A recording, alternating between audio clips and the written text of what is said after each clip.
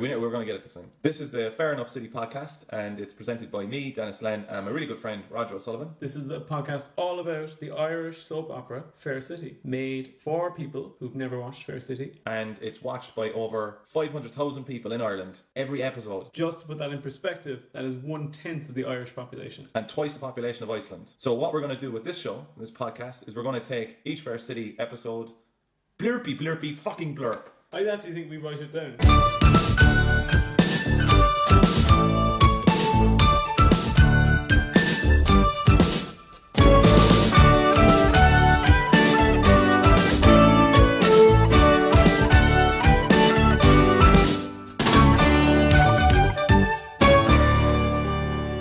I saw lads bringing armoured cars and everything into the forest to beat him. Like hiding behind it and like getting loads of rebels in and all sorts of things. Just to defeat him. Yeah. I'd say I was because you were top difficulty, weren't you? I think I'm one difficulty below that. Pathetic, yeah. Loser mode, they call it. Loser mode. That's what they call it. My life is set to loser mode. What? So you don't know about these? No, I don't. But we'll welcome these guys here first now. Hey guys. Welcome to episode. What is it, Raj? 11. Oh my God, that's 2 1s. Two that's ones. amazing. My favourite. What's your favourite number? My favourite number is 9-11. No. Oh. Oh, Roger. No, my favourite number is actually 47. Why is that? I have no idea. I've just always liked it. I like the number 4 and I like the number 7, so put them together. My favourite number is 69. Why? Because I love 69. I knew that. God, I haven't had a good 69 now in ages. When was the last time you were 69? Oh God, was it Tuesday afternoon? I think it would have been. Oh God, I had a spare 5 minutes there last Tuesday, and I got to it. You called up a friend and he said, "Here, John, we haven't done it in a while." I said, "Here, Paul, are you around there? We'll go 69ing. We'll go 69ing and then get a pint afterwards." And you're in for the Liverpool match. Oh man, what was the match like? It was grand. We were 69ing before it. That was strange. Myself and Paul don't hang around now anymore. Someone told us it was gay, but we didn't believe him. You left some mess. An awful mess. I've actually, just to give you a little bit of information, right? So last week we moved into a shipping container, but it was freezing, and the guards found us inside there anyway, and they said we couldn't go in there because someone owned the shipping container. So we're like, okay, grand. So what we've done is inside my apartment, we have built a little fort. Fort Den, don't you call it? Yeah. Fort Den, yeah. Well, this has to be Fort Den in Raj, in fairness. That's true. It's where the American Civil War started. Actually, it's in Charleston. Yeah. Yeah, the American Civil War started in a fort down there that I can't remember what it's called. I don't know what that fort was called either. I don't know. Remember the Alamo? That's nothing to do with that. Oh, actually, do you know? There's a great story about Phil Collins. I told you this before, I think, but I couldn't have told everyone that's listening though. Phil Collins went a little bit off the edge there for a while. Yeah. And he went to a person to get his tarot cards read and all this crap. Oh, yeah. And he went in there, and she told him that in a former life, he was a soldier in the Defend the Alamo, whatever. Defend the Alamo. I was drinking last night, so I'm a bit hungover. But that's why my voice is probably way deeper as well. She told me you're a soldier in this, like, and blah blah. So then he dropped everything and he went and bought a house near where it took place, and then he started going around trying to dig his former self up and find his former self. That's true. Yeah. That's insanity. It is complete insanity. It's Fort Sumter. Fort Sumter. In April 12th to 13th in 1861. It's always been my favourite fort, actually, Fort Sumter. Fort Sumter. What's your favourite word? Favorite word? I thought about this not so long ago.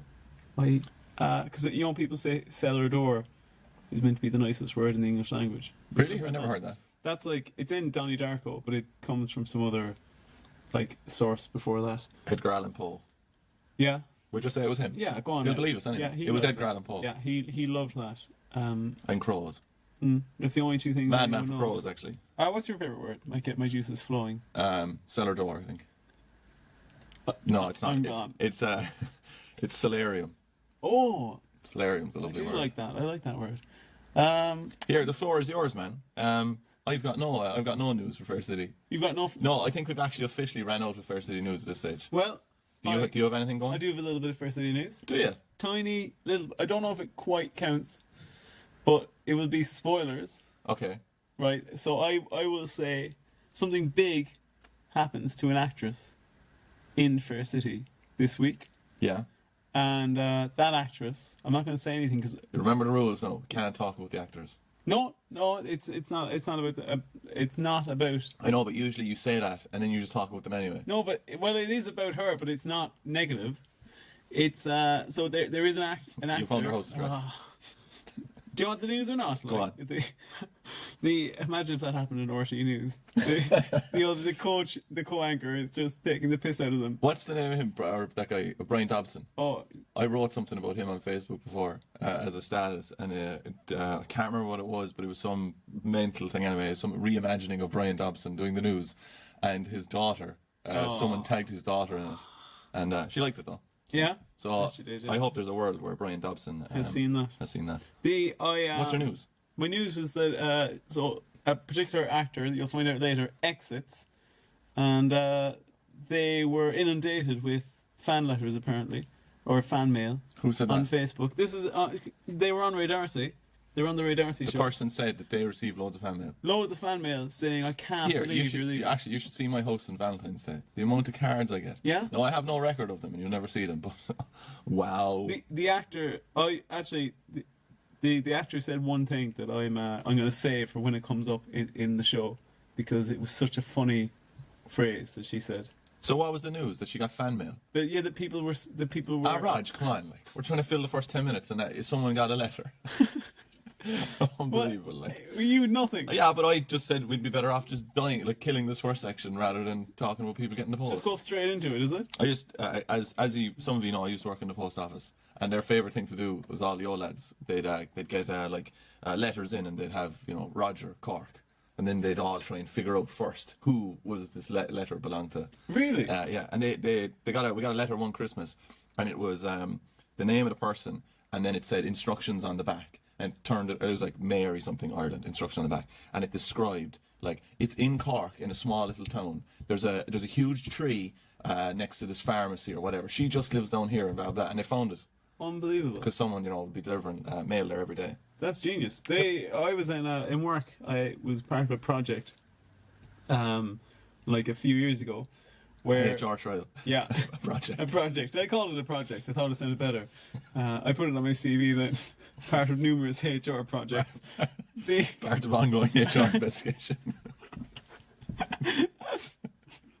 That's under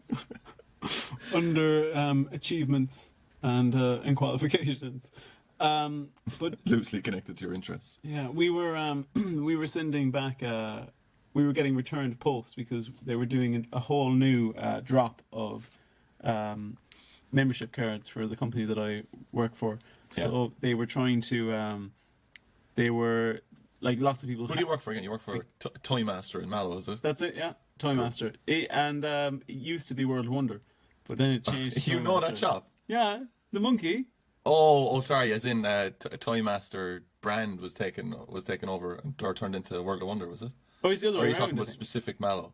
The specific Mallow one. Oh, right. Okay. There, well, since you I know worked there, yeah. since you know that place and you Yeah. work there, your old boss used to be called Spuddy Murphy Yeah, he did, yeah. because he looked like a spud, and he was an old cranky lad, and you couldn't call him Spuddy, and they'd always be at the front of the store with the wife. Wife was so nice, like, and she's like a little old lady, running the toy store and whatever, and she was so nice to you. And we came in one day, and Spuddy was there, and my friend goes, "All right, Spuddy." and then he was like, "Oh no!" And we just had to walk immediately out. Yeah. Poor old Spudster. Where were you going on that? I was saying, yeah, that So, God, I'd say no. We say this every week, but this is a bumper week, an absolute bumper week. Would you say favorite week so far? No. I would say not, because I had to watch 3 of them today. So Okay. it nearly destroyed me. Really, because for me now this week, I was like, oh yeah, I'm raring to go. I'm here. I'm ready. I after watching not the first episode, I'll admit, bit boring, but episode 2, I was like, I'm hooked. I want to see episode 3. I want to see episode 4. I want them in me now. So, if you want to give a little rundown of who was in it this week, what are the stories we're following? I'll take the first one, which is the worst, which is Renee, Bob, Huey, and Jackie. in the really poor rom-com thing that's going on. Yeah, that's carrying over from last week, really. Yeah, Like. and then as they do, they drop that on the Sunday. That's gone. Yeah. And then the other main story, what are we following? Of course, Carrigstown. Carrigstown. Carrigstown. Bit of Mondo in there. Deco, of course. What's happening? Charlotte. Well, you don't want to give anything away. it's the christening. It's the christening. It's the christening, and we're getting to the point where we meet Father Bertie, of course. But we'll get talk onto about that. Father Bertie later. I've got some Oh. stuff on him. Oh no! And in a non-nefarious way. Carol, Robbie, and Nora as well. I They're just involved. saw what's on your page. Yeah, I don't know. I think that like you let things just hang open there with stuff, and then I'm unable to explain it without ruining a section in the program. So then I have to sacrifice Okay. it. Listen, we'll just go on. It's unexplainable. Yeah. But anyway, that's those characters. I'm sure. Look, I'm fairly sure they've already forgotten who the characters I mentioned were about a minute ago. Who were we talking about? I don't know. I can't remember. All right. So if you want to get on your bike there, hop on your tandem bike, sit in both saddles, and go up to entertainment.ie. Here we are, 69 Episode on 1, the bike. broadcast on 16th September. Yeah, Sunday. Carrie Ann's behaviour arouses suspicion while Renee and Bob play a tense game of Mr. and Mrs. Elsewhere, a mistake by Robbie has explosive consequences. Doesn't actually have explosive consequences, though, does it? Is there an explosion? An emotional explosion. I know, but that sounds like they're kind of winking at something. It's like when they're saying, "Oh, Spider-Man swings into theaters." Is that what you're saying? Like that type of thing. Yeah, it is. Yeah.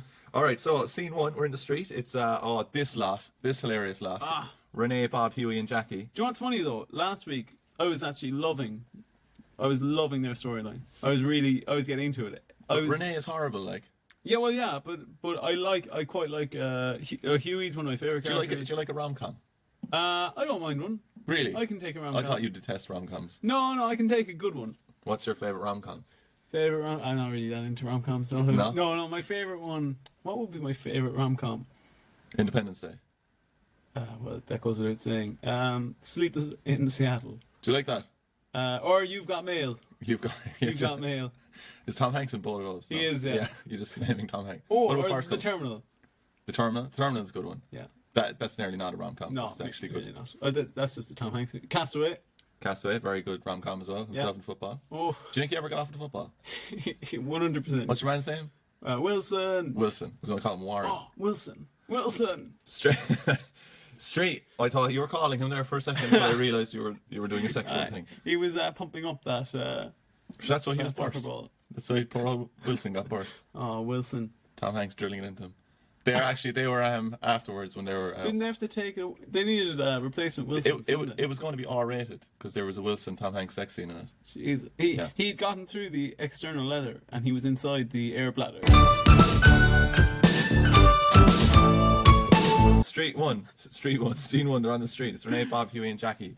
Oh, Renee is mad at Bob for saying she isn't fun. Yeah, That's sad, she's isn't it? not fun. Like, yeah. Jackie thinks he's an idiot. Huey says he better do something. Yeah. And then Bob has a great old quote. He says, "You'd get less for murder." Yeah. Well, the line he says before that is 3 days. You'd get less for murder. So no, you wouldn't. But you wouldn't get anything for murder in Fair City. That's true. You'd just Too be true. out of the program for the summer. And you'd be This back in actually winter. does remind me of something I was going to ask you about earlier, where I saw there's a news story that in Australia somebody's putting needles in strawberries. Oh no, I understand it. Sometimes I take things way too literally. So I thought when is this a thing where people are putting needles in strawberries to like kill people? Is it? Yeah, or they're doing it to, like, there's been reports of finding some needles in strawberries, and then as a result, like, people are afraid to eat them because 1 or 2 people have found them. Is it an urban myth thing? Or? Well, that's where people are wondering how many of them are copycat. Like, so the reason why it's freaking everyone out is that they don't know if it's copycats doing it, if it was one particular distributor, and it was just a lad who did it there in the factory where they were packaging them. But it did into happen. punnets. But supposedly, yeah, it did happen because there was a big thing in, I think it was the 80s in America, where there was a thing of Hijacking planes, yeah. Yeah, the needles in being found in kids' Halloween candy, but that was supposedly one case of it, and then a series of mass hysteria where like people were thinking it was all over the place. But I saw a comment on one of these news stories, because you know if you're commenting on a news story on particular websites online, you're very enlightened and everyone wants to know your opinion. the Australian government has upped the amount of time you get. It used to be 10. I thought this was a very specific charge anyway. Up to 10 years for tampering with fruit or other food. Food. Oh my God, we forgot Here the we R. go. The law is useless. He's going to get off on a technicality. Oh, well, it says here it's tampering with fruit. But My client tampered with fruit. 10 years for tampering with food or fruit, and then they've upped that to 15 years. Food, and they've upped that to 15 years. But somebody commented under it. They go 15 years, and you'd be out after 6 months if you murdered someone. No, you wouldn't. Well, actually, let's jump to that. I was looking at the life in prison in Ireland and what that actually means. Yeah. And if you average it out, the average prisoner will spend 12 years in jail for a life imprisonment sentence. So, but there are people in jail who spent more than 30 years. Well, it seems to be fairly rare that they actually spend life in prison when they get it. Yeah. Even for murdering people. And do you think that prison is for punishment or rehabilitation or a combination of both? Sorry? I think it's completely punitive. You think so? Yeah. Yeah, it's not to rehabilitate But people. do you think that that's your analysis of the reality of it? Mm-hmm. But do you think it's correct? To put people in prison? Or no, do you think that For murdering people, there should be more emphasis on rehabilitation? There should, up to a point, but it depends on the crimes. And Minister, please, if you could. Well, I'm glad you asked me that. I think that they should. There's some crimes then, and people should just burn in hell for it, and that's it. But I would bring back, if I could, Public hangings. Yeah. Yeah, I knew it was going to be that. Why? I just know you. I wouldn't bring. I actually don't think that you should kill people though. I don't think people should. I don't think you should execute people. Do you know, if you were a minister, I do think that there should be a kind of. Well, first of all, one thing, right, is that you definitely should know what you should receive for crimes. Oh, so yeah. we should know exactly what we'd receive if we went down and robbed a bank. But Yeah. we'd have no idea what we'd receive. Yeah. And then that's obviously a bit of a deterrent. And then I think that it should be like there should be a public display of like punishment, but not as in like I don't mean like whipping a guy's back. I mean that the courts and stuff should be a little bit more open, that like people actually see things happening. But what really needs to happen is just give people more education. Yeah. Yeah. Pretty much. I was thinking there that if you were a politician, you would have started it with. It's very good you asked me that question because I was talking to. Can you believe I was talking to a woman the other day, and Who I was talking to. I was in Kanturk, and I was talking to a prison. Yes. And that prison has 4 little prisons there. And they were saying that they were very worried that their little prisons were going to be. And I know a lot. I know there's a few bad prisons there, but I know a lot of good prisons. I know. Scene 2. Jesus, we're on scene 2, right? Wow. Very good. We're there with Charlotte, Sasha, Oisin, and Dolores. That's like a fun combo, isn't it? It really is. Charlotte refuses to help Carrigstown organise the cake. For the christening. Yeah, because she says, do you remember this? It's bad luck for the godmother to see the cake. Yeah, I heard that as well. Yeah. But the problem there is that's written as a joke. Obviously, whoever wrote that in the script. Oh, if you're talking about being a bumper week in terms of story, yeah, grand, I'll take that. Yeah. But it's also a bumper week in terms of muddling up the emotions and things. Yeah, yeah. They're trying to do comic relief at points where it makes absolutely no sense whatsoever. And you come away thinking like, was I meant to laugh at that? I don't know what's happening. Yeah, I've listed here that Oisin is here for no reason. He pretty much does nothing, I think. And then Father Bertie calls, doorbell rings after that, and Dolores arrives in to talk to Aoife. She tells Carrigstown that she's going to talk to Aoife about making a victim impact statement. Mm-hmm. And Carrigstown says that you can't do that. That only counts at sentencing. Or no, during the trial, and you can't do it during sentencing. Which I just thought, I barely know what any of those terms mean. How is Carrigstown? Now, fair enough, she's gone through it, but how does she know the law in such detail to suggest that? Well, they know the law in such detail on Fair City, but they don't know that Mountjoy visiting hours are not on a Sunday, Yeah. and they keep referring to going visiting on a Sunday. True enough. And then Charlotte. I was just going to say there's a line here where Charlotte says, go on, yeah. I have an idea that might work. It's called Don't Murder Anyone. Yeah. Right? That was no, really... like, there is... And look, I'm going to admit, right? I'm a little bit hungover, so I'm a little bit cranky today, right? Yeah. But someone cleared that line, like. Yeah. Someone, that went through a few people, and they all said, you know what, Derek? That's a great line. We're going to put that in the script. Are you sure now? Because there's all the different words in the dictionary, and we can put them in particular orders. And No, I think this is the one I want to go with. You think that's the line, guys? I think it's actually so good that it's probably going to result in a few elderly people's deaths just from watching it. But Push it out! Come on, guys! Father Bertie, right? I hate him. You hate Father I Bertie? hate Father Bertie. Instantaneously, I hated Father Bertie. We can get onto that in a while as well, but just to focus on, I thought it was a very strange name to pick, Father Bertie. I've never in my life heard of anyone called Father Bertie. Did you, growing up, call priests by their first name or their last name? So we would have been Father, like, O'Leary, not The second Father name. John. Second Yeah, name. that's what I thought. Father Bertie would never be happening. Now I know times are changing, and they're becoming a bit more liberal, but I don't think they'd let you say They're the kind of first name. becoming like more like pro clergy, less kind of child abusey. Yeah, Yeah. Oh, they're definitely moving away from that. Yeah, They barely do it now. I think that was kind of a PR move for them as well. They Yeah. were like, lads, this is not good for business. It's frowned upon now. Did you know that? Is it? Yeah, they actually they when they hear it happen. Because it's weird, because they were doing it for like systematically for 100 years. But if you ask a priest now about that happening, he'll bloody do a frown. He'll go, no. No, it wasn't me. And he'll wave his finger as well. 20 people expected for the christening, and that's how much they're Wait, catering for. separating from what we just spoke about, right? There is this priest called Father Bertie, Oh, sorry. who Yeah. was actually known as the Canon, and he was an All Ireland hurling manager. Oh, this is a real guy. Yeah, in Cork. And he won three. Whoa. He won 3 All Irelands in a row, and he run like with the under-21s and all these things. I don't really know too much about Jay, but basically with all these other teams, he was going with all the way up. He won 10 All Irelands with them and all sorts of different things.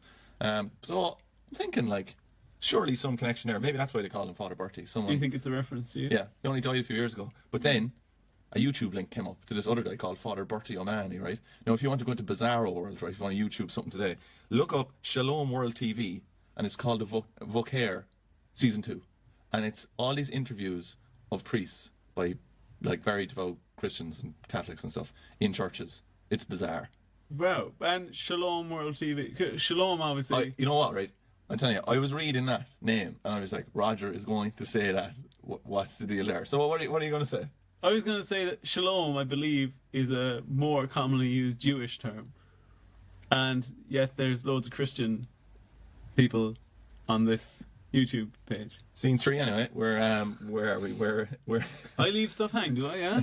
Thanks. Scene 3. We're in Carol's place. Oh, I love Carol's place. Carol It's is such a ball of stress. Oh, it Carol's really place. is, yeah. Carol is shouting at Robbie for not having found a place yet.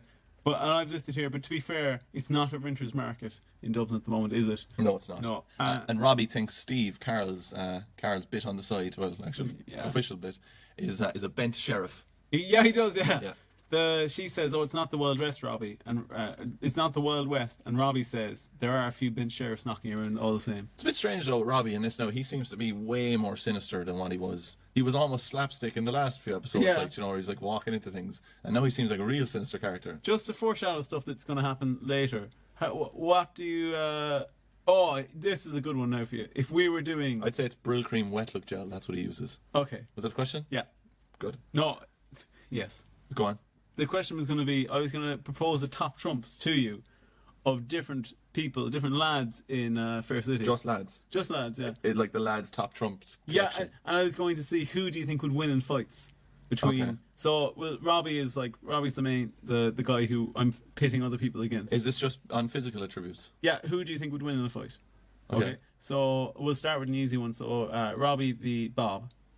Which guy's Bob? Oh, Bob would be murdered. Robbie. Yeah, of course, Robbie yeah, Burder. He'd murder mob. So and now I'm going to pop in some Deco Deco v. Robbie again. Oh, Robbie'd win that again, I think. Yeah. Yeah, Deco would be a little terrier, but I think Robbie'd still kill him. You think so? Okay, now Steve and Robbie. Oh, Steve. Steve. I think so, yeah. Well, there we go. And then the Cahill and Robbie. Carl and Robbie. Robbie would win that. wouldn't Robbie, he? I think, yeah. Yeah. What about Robbie and Carol? Robbie and Carl. Carol. Carl. Oh. Scene 4, it's the Bishop's house. Charlotte, Carrie-Anne, Deco. Charlotte reveals that she heard Carrie-Anne's big plan about leaving with the passports. Carrie-Anne denies it. And then she tries to cut some sort of a deal with Carrie-Anne to basically, Carrie-Anne, you sling your hook and we'll keep the baby. But you can stay until Wednesday. Yeah, it's a bit confusing, really. Here, does this ever happen to you that we're in the middle of recording this podcast and you actually fully acknowledge, you fully realise what it is that we're doing? If you give me an existential crisis 25 minutes into the podcast with Hangover. Okay, I won't. It's scene Let's 5. just keep Vino's, right? This is great. John the guard arrives in, sits down with Steve. Steve says, "Sure, join me." Yeah, this is the point that I noticed as well, that the characters are actually stop sounding like they're human beings. Oh, yeah. This is like They sound like robots. It sounds like a script bot. I think this is a script bot. Actually, where is Robot? Oh, it's back there. This actually, you saying that just made me think of my favorite word, which is verisimilitude. Oh, that's very nice. And verisimilitude, which is what you're referencing there, because verisimilitude is like tending when fictional things are approaching or trying to emulate reality. So, like, if they were just having a very normal conversation, it would be naturalistic, and there would be a factor of verisimilitude. But here, he's quipping. He's saying stuff you'd never say in real life. No verisimilitude. What's your favorite word, Roombot? Roombot. Oh, didn't see that coming. What's scene 6? Oh, yeah, scene 6 Station is a house. very strange one. Kyo's drinking orange juice. Kyo's the bad guy. He's the big evil villain. He's a bit mental, lads. Oh, don't you know? Because he doesn't say much, and he kind of does a bit of a smile. Yeah, he blows an old air kiss at Carol. Yeah. And because he's a true hard man. And then Robbie, Carol's ex, walks over to Kyo, gives him a really weird punch in the face. Yeah. And then Kyo vomits a load of blood into some orange juice. Well, did you miss what happened first? First, Robbie picks him up by his lapels. Yeah, and then says thanks for the word. Good word. Thank you. For second favorite word. But he picks him up by the lapels, and then he goes, "Hey, stop doing that!" And then Kyo kisses Robbie on the mouth to signify, "I'm so unhinged, I'd kiss a man." Oh yeah, but you see, I block all of those things out because of my Catholic upbringing. Oh really? Yeah. So it's just a filtering system to be in no way progressive whatsoever. So Robbie punches him then, and he spits into his own orange juice. And Carol shoos Robbie. Did you see away. the amount of blood that came out of his mouth? So much blood. He was there, And a tooth as well, apparently. Yeah. And then Carol says, "Oh, I'll get you a drink on the house," as if that's going to mean that Robbie won't be murdered now. Do you know what really sets Robbie off though? The line that Kyo says to him in reference to Carol. He says, "Love a go at that before gravity takes over." Yeah. Jeez. What a pest. What a prick. Kyo has a great line as well when Carol offers him a drink. He goes, "I'll have another orange juice. There's blood in mine." We'll just skip on to scene 9 if you don't mind. Okay. We're in the supermarket and it's Cristiano, Charlotte and Carrie-Anne. And Cristiano asks Charlotte if she needs help. She obviously declines because everyone's mean to everyone. Do you remember what she says when she declines? It's a christening, not Pride Week. This is the bit I was getting onto.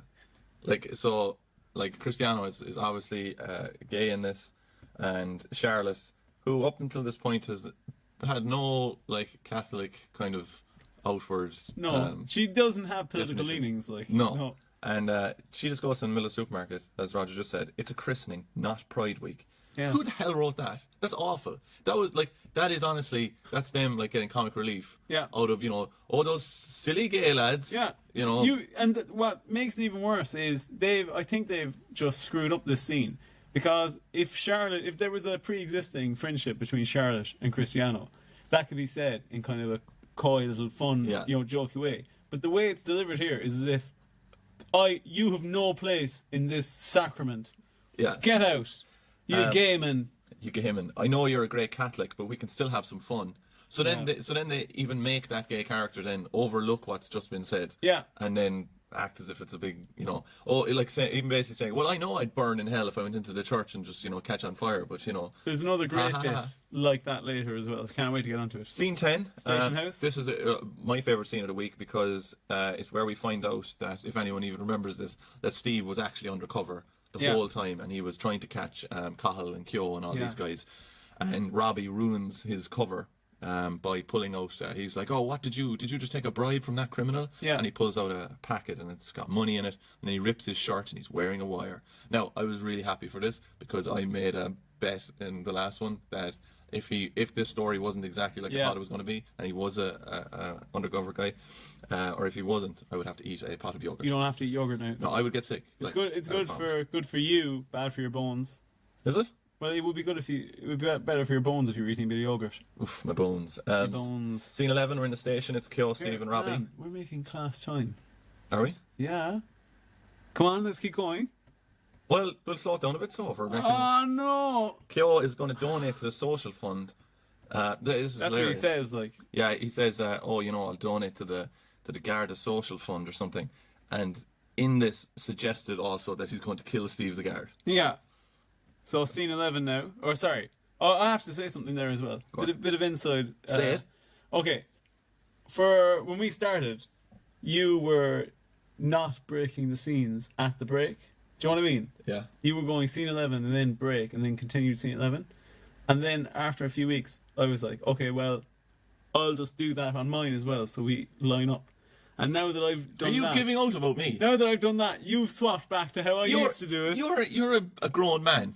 You can make your own decisions. We're going to get the numbers wrong. It doesn't matter. We need to make a decision. You put in a scene last week, and it was Bob saying hello, and you counted it as scene one. That was a scene. And turned off all the numbering then. Fine. We're in the next scene anyway. We're transitioning to the Scene dolphin 48. part.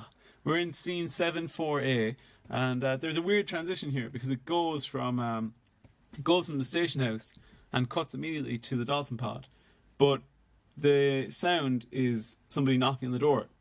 But because that sound is bleeding in from the last scene, it does seem like somebody's just knocked in the station house, and then we've just opened up on each. I think there's actually something wrong with the audio in these episodes. You think so? I couldn't understand some of the characters sometimes. Yeah, you thought they were a bit confusing. Didn't they say food at one stage? Fruit? Food, yeah. What was that again? Is that a type of fruit thing? It was they go into the arcade and there's somebody in the background going, "Food, fresh food for sale." I was actually eating a robbery yesterday, and there was an Edel in it. There was not. Yep. Are you kidding me? Scene 10 or scene whatever, 12. Oh. We're in the, go on. Dolores finally gets inside of Aoife's inner sanctum. In the dolphin Accidentally pod. sexual Roger, huh? No. You did that deliberately. I did not. You're going to have another HR project now. So I'm not going to route through a door. That's what Aoife says. Dolores has a great line in here. She goes, but this is the way she pronounces it. She goes, they're baptizing the baby. She says baby. The baby. Do you? They also have a very strange relationship with the word party. Yeah. They think that, like, first of all, they all pronounce it party, like baby. But Baby party. But the party. What's the name of your robot again? What? You the robot as well. He was the depressed robot. Oh, Rungloid. He wasn't Rungloid. Well, Rungloid. That sounds like some rectal fungus. No, Rungloid. Yeah. Rungloid. Good God. Rungloid. They have the Please get rid of Rungloid. I don't want him. Why do you think he's so depressed? Rungloid, because he's your robot. Oh. They have the strangest relationship with the word party though, because they always act as if like their parties are like 50 million Raising people. the roof, is it? Yeah, Yeah. as if they're the best things ever. Like, and their parties are useless. Well, most parties are. Here, shit anyway. have you been to a christening? I have, yeah. I've never been to a christening. It's very strange. Well, I've been to my own, but I don't remember that. But I've never been to one. I was actually at a christening, and you've heard I've done it. Oh, yeah. I've done a bit like this before. Right? Yeah. I'm not going to mention the bit now because it's no really. place for it here. Yeah, they let go. But you'll pick up on the gist of it. But I was at a christening, and there was a priest talking to us, and then he starts lecturing us. And he's like talking about our treatment of water in the country, and he goes, you Irish people have no respect for water. He's like, our most important Irish resource, and look at how you treat it. And I'm like, I probably wouldn't throw stones there, Father. Yeah. And then you told me that at the end he bloody poured some of it on a baby. Yeah, he did, wasting it. Sickening. Scene 13, we're in Bruisers, the old cafe. Yeah. Well, I actually. Oh well, no.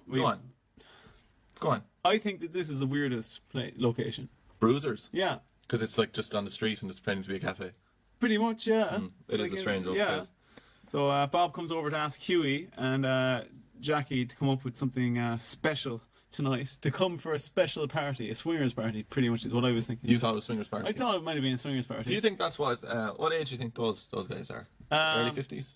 Yeah, I would say late Some of them 40s, early 50s, like the... I'd say they're definitely old, mate. They're old. Yeah? They're No, old. but I'm saying They're old. they could be 49. God, I hate to be No? old. Do you think that's what? I'll never be old. Do you think that's what's we'll be up to now? Just like swingers parties and all that. I hope so. I hope so too. Do you not think so? I don't know. They'll be tender for old people. I'd say they're all at it. Swinger. Swinger. But the reason why I thought it was a swinger party, though, was because of the way Bob said, "Oh, Renee has something special planned. Can you both? Are you both free for it?" And then I thought about the fact that there's past history between Jackie and Bob, and I thought, so he's probably had sex with Jackie before anyway. So the only hurdle is getting Huey involved, and then Huey has sex with Renee, and it balances out the whole dynamic because they've all. And I actually thought that it would help things progress. Now they didn't go in that direction. Would you ever go to a swingers party? Like seriously, would you ever go? No, I couldn't see myself really going. No. No, I watch enough online. But anyway, I'd go if I could pick the team, but I'd be you could pick the going team. to the wrong house, like, and it's just like, oh, it's going to be a rough night. This is going to be a bad. Did you ever see the Louis Theroux episode on where he goes? I have, yeah. That's a brilliant episode.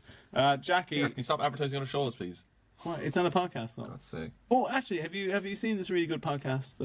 No, you told me about the reference other media. So You're not. so yeah, Jackie. Let's talk about this show that's on 4 episodes every week, though. Jackie at first is a bit annoyed because she had. Do you remember what she pop quiz? Do you remember what she had?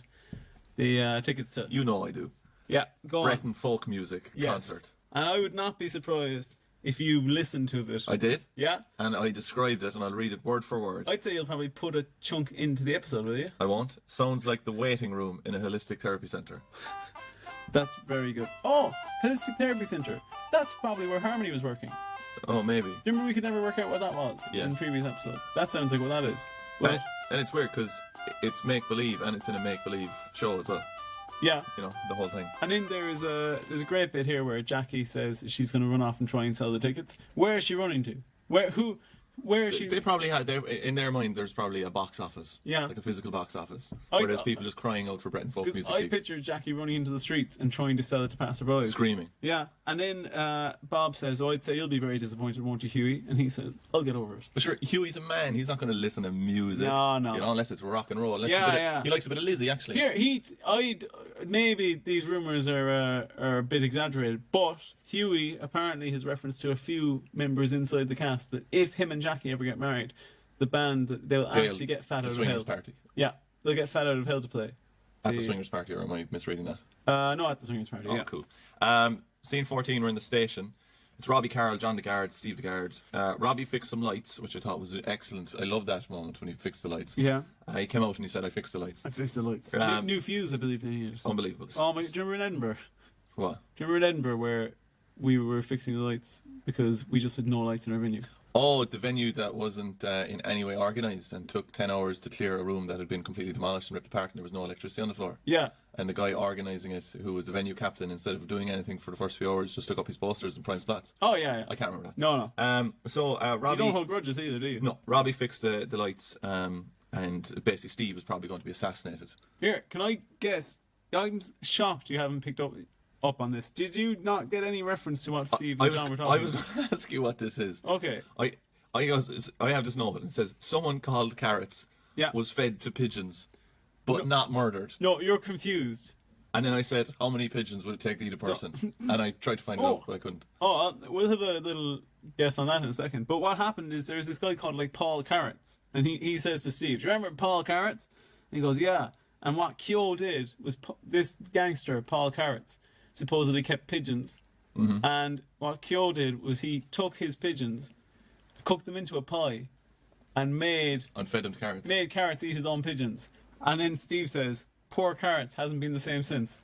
But sure, if he was murdering so-and-so. Why would I you actually care? prefer my story where a man was fed to pigeons. It makes more sense, like, realistically. Because they're, like, who keeps pigeons? But How many do you think it would take? I did look up, see how many it would take. I couldn't find an answer on it. And then I went on a very weird route of people saying, can you eat city pigeons? You probably can you? No, No? they're all protected. Everything is protected under. All flying birds are protected under some act or something. It's actually in the EU. That's what it is. There's an EU-wide act where all flying birds are protected. You can't do anything to them. But then each member state can kind of tweak this for like hunting and all that kind of stuff. It's actually illegal to shoot a bird with a rifle. Really? Yeah. Did Go on. I was going to say that in Cork City, that loch Mm-hmm. is, I think, the biggest urban bird sanctuary Really? of anywhere in Western Europe. I think so. No way. I think in so. Western Europe. In Western Europe, I think. There's a few swans there. Like that's it. Yeah. A few swans and a dog. Maybe it's something where artificial, maybe artificial bird sanctuary. Yeah.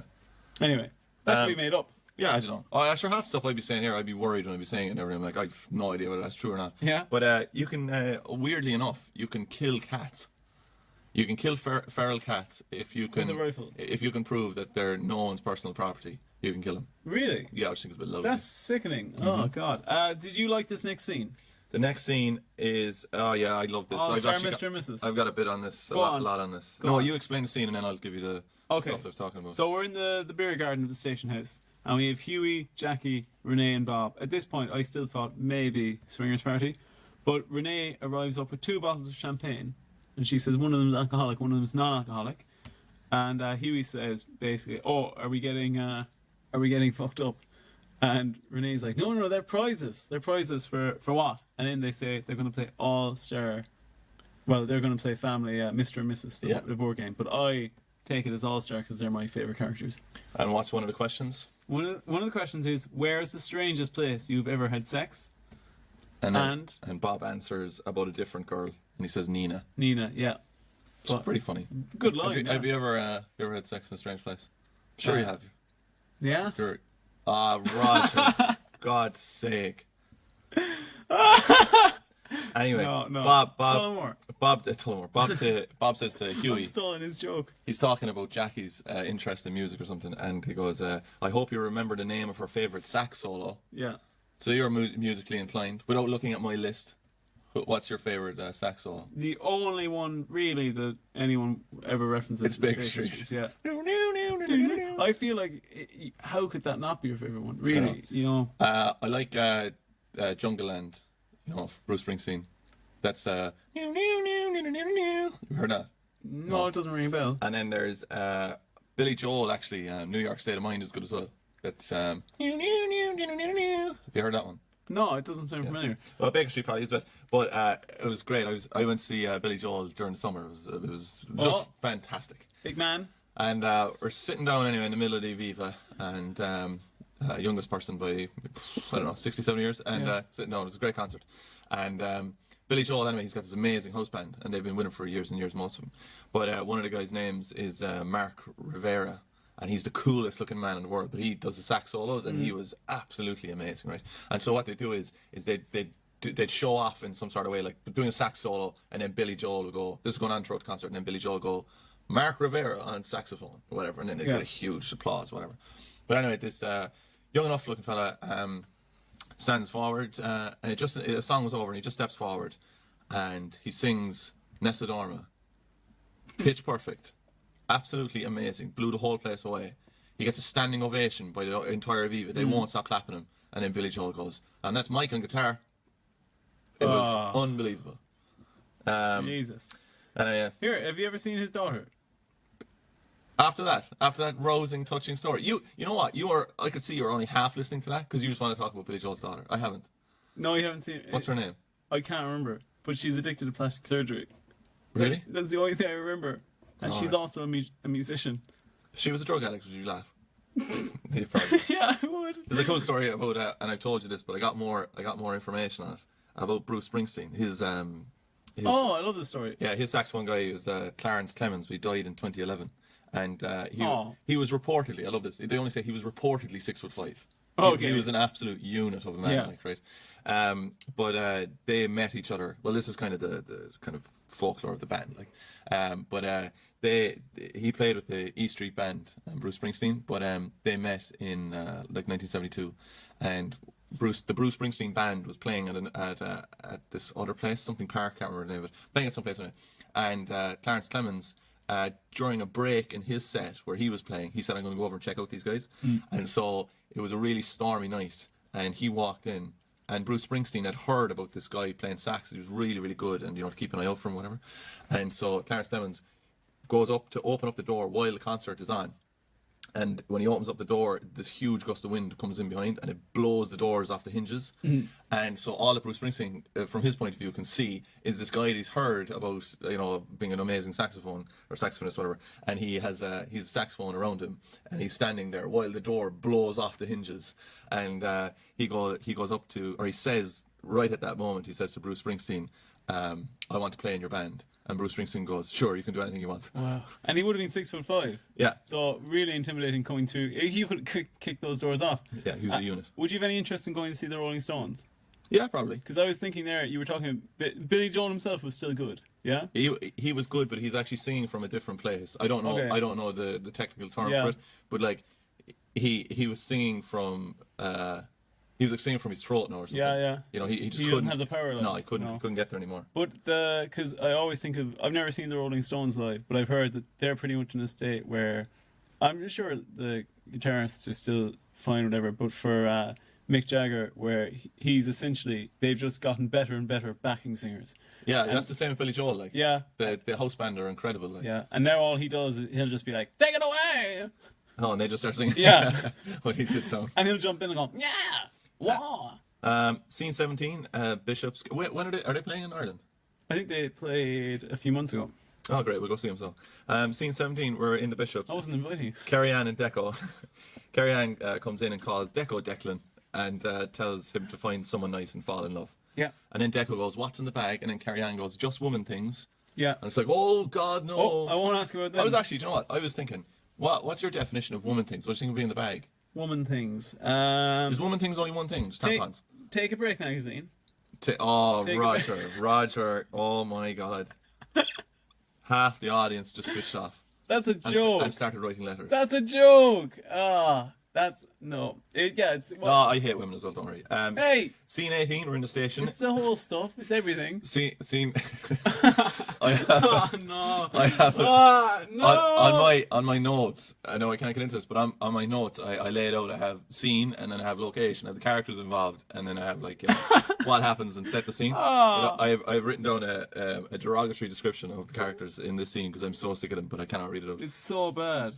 So you can't say that word. This is with the N word.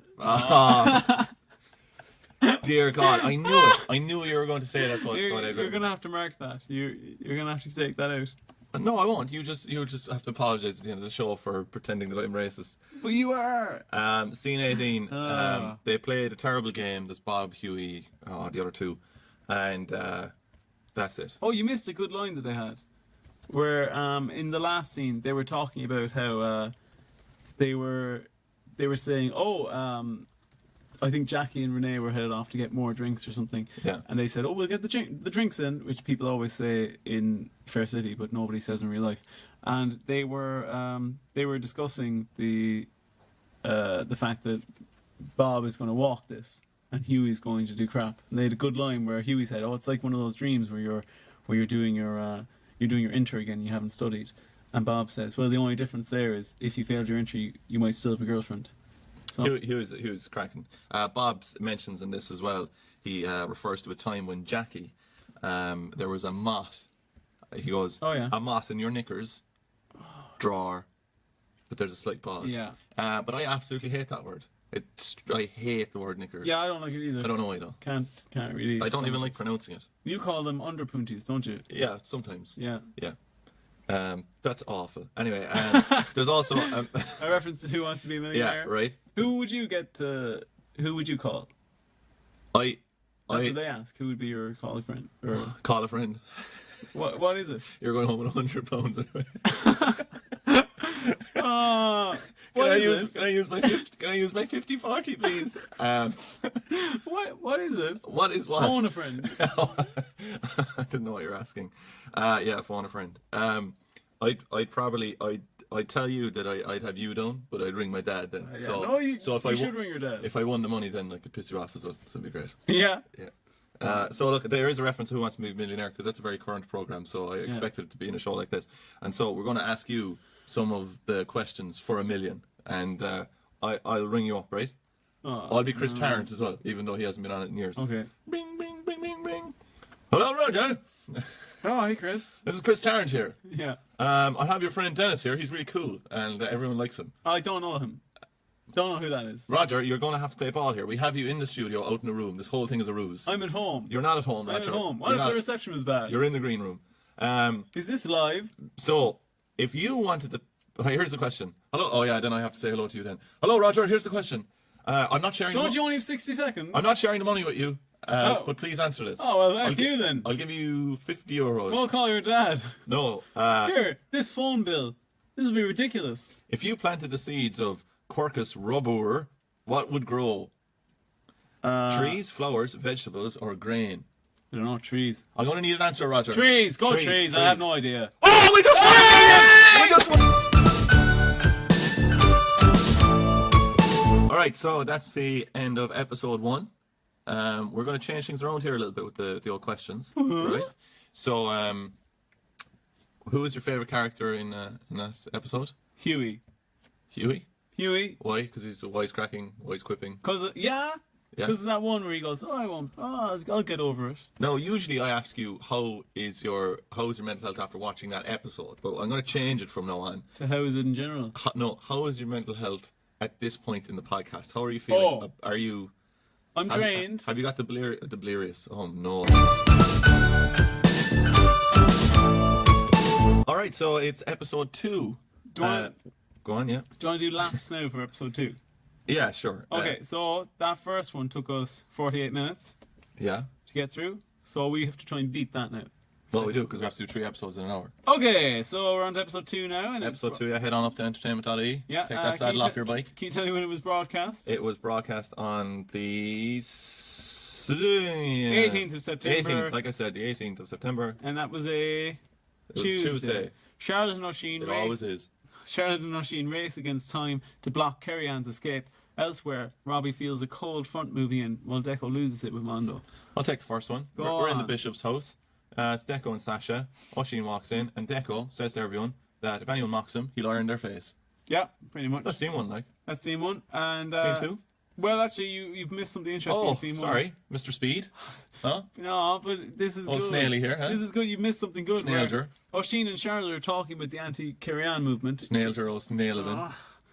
Go on, yeah. You're the worst. O'Sheen and Charlotte are talking about the anti-Carrigstown movement in the kitchen, and Deco walks in on them, and to cover it up, he says, "What are you two talking about?" And O'Sheen says, sex games," and then Deco goes, "Right, fine," and leaves. And then when Yeah, will you explain this bit before you say that quote? yes, Just no, I what's will, going I will. on? Charlotte asks O'Sheen, "Are you sure you're going to be able to get the baby out of the house? Because that's our plan, is to remove the baby during the christening, so Carrigstown just has no option except to leave." With Cahill in the passport. Yeah, and O'Sheen says, "I'll get 5 babies out. I'll walk out juggling babies." It's just so strange, right? Because like they're obviously talking about this woman trying to abduct in a way, like kidnap her daughter to keep her, much. so she doesn't have to she avoids jail because she murdered someone. And then they stick in this like comic relief thing, and they just pair all of the humor with awful themes. It doesn't make any sense. Like. No, that actually gets worse throughout the Oh, it does, yeah. episodes. Go on, next scene. Scene go on. 3, we're in the Hungry Pig. Haven't been back there in ages. Carol gives out to Robbie for blowing Steve's operation. Hey, Carrie-Anne says she can't run off yet because she's talking to Cahill about, Cahill's like, look, we're getting the plane there at 2 o'clock or whatever. Carrie-Anne's like, oh, the christening, that's only over at 2 o'clock. Can you hang on, please? they're actually getting the ferry. Oh, is it the ferry? And I just thought it must be, because they don't check your passport on the ferry. Do they not? I don't think so. I think you can get away without it. I don't know. Must be easy to flee. Go on there. So Cahill then decides, as a criminal, sure, look, to make it easier, right, I'll just go to the christening as well. And since there's only 4 people in there at the christening, sure, I won't stick out at all. Yeah, no one's going to notice. Do you know what these episodes are like, actually? The next few episodes? Because it's whenever there's big storylines in soaps, you always see characters interacting that would not usually interact, and thus it creates, like, tension. Mm-hmm. And it's a bit like when you would take your Lego men and put them with your Mega Bloks men. When you're playing... I never had Mega Bloks. Never had Mega Bloks. Fucking hated Pretty Mega bad, Bloks. aren't they? Hated Mega Bloks. No, they are bad. But that's my point, though, is that you're crossing things that shouldn't be crossed. Like, Here, Cahill... I'm going to tell you now, right? Sit down, relax. We're about to slow things down a bit, right? But you brought it up. No! When I was younger, right? You were like a trap card in Yu-Gi-Oh! Trap card. Where I've mentioned something, you've acted into my anecdote. You're like a trap video on the internet. That's a compliment. When I was younger, I had Lego, like lots and lots of Lego, and I had figurines, right, of armies and all this kind of stuff, right? But they never crossed paths, right? They had to stay in separate universes at all times, right? Until my uncle bought me a figurine of Spawn, who comes from hell.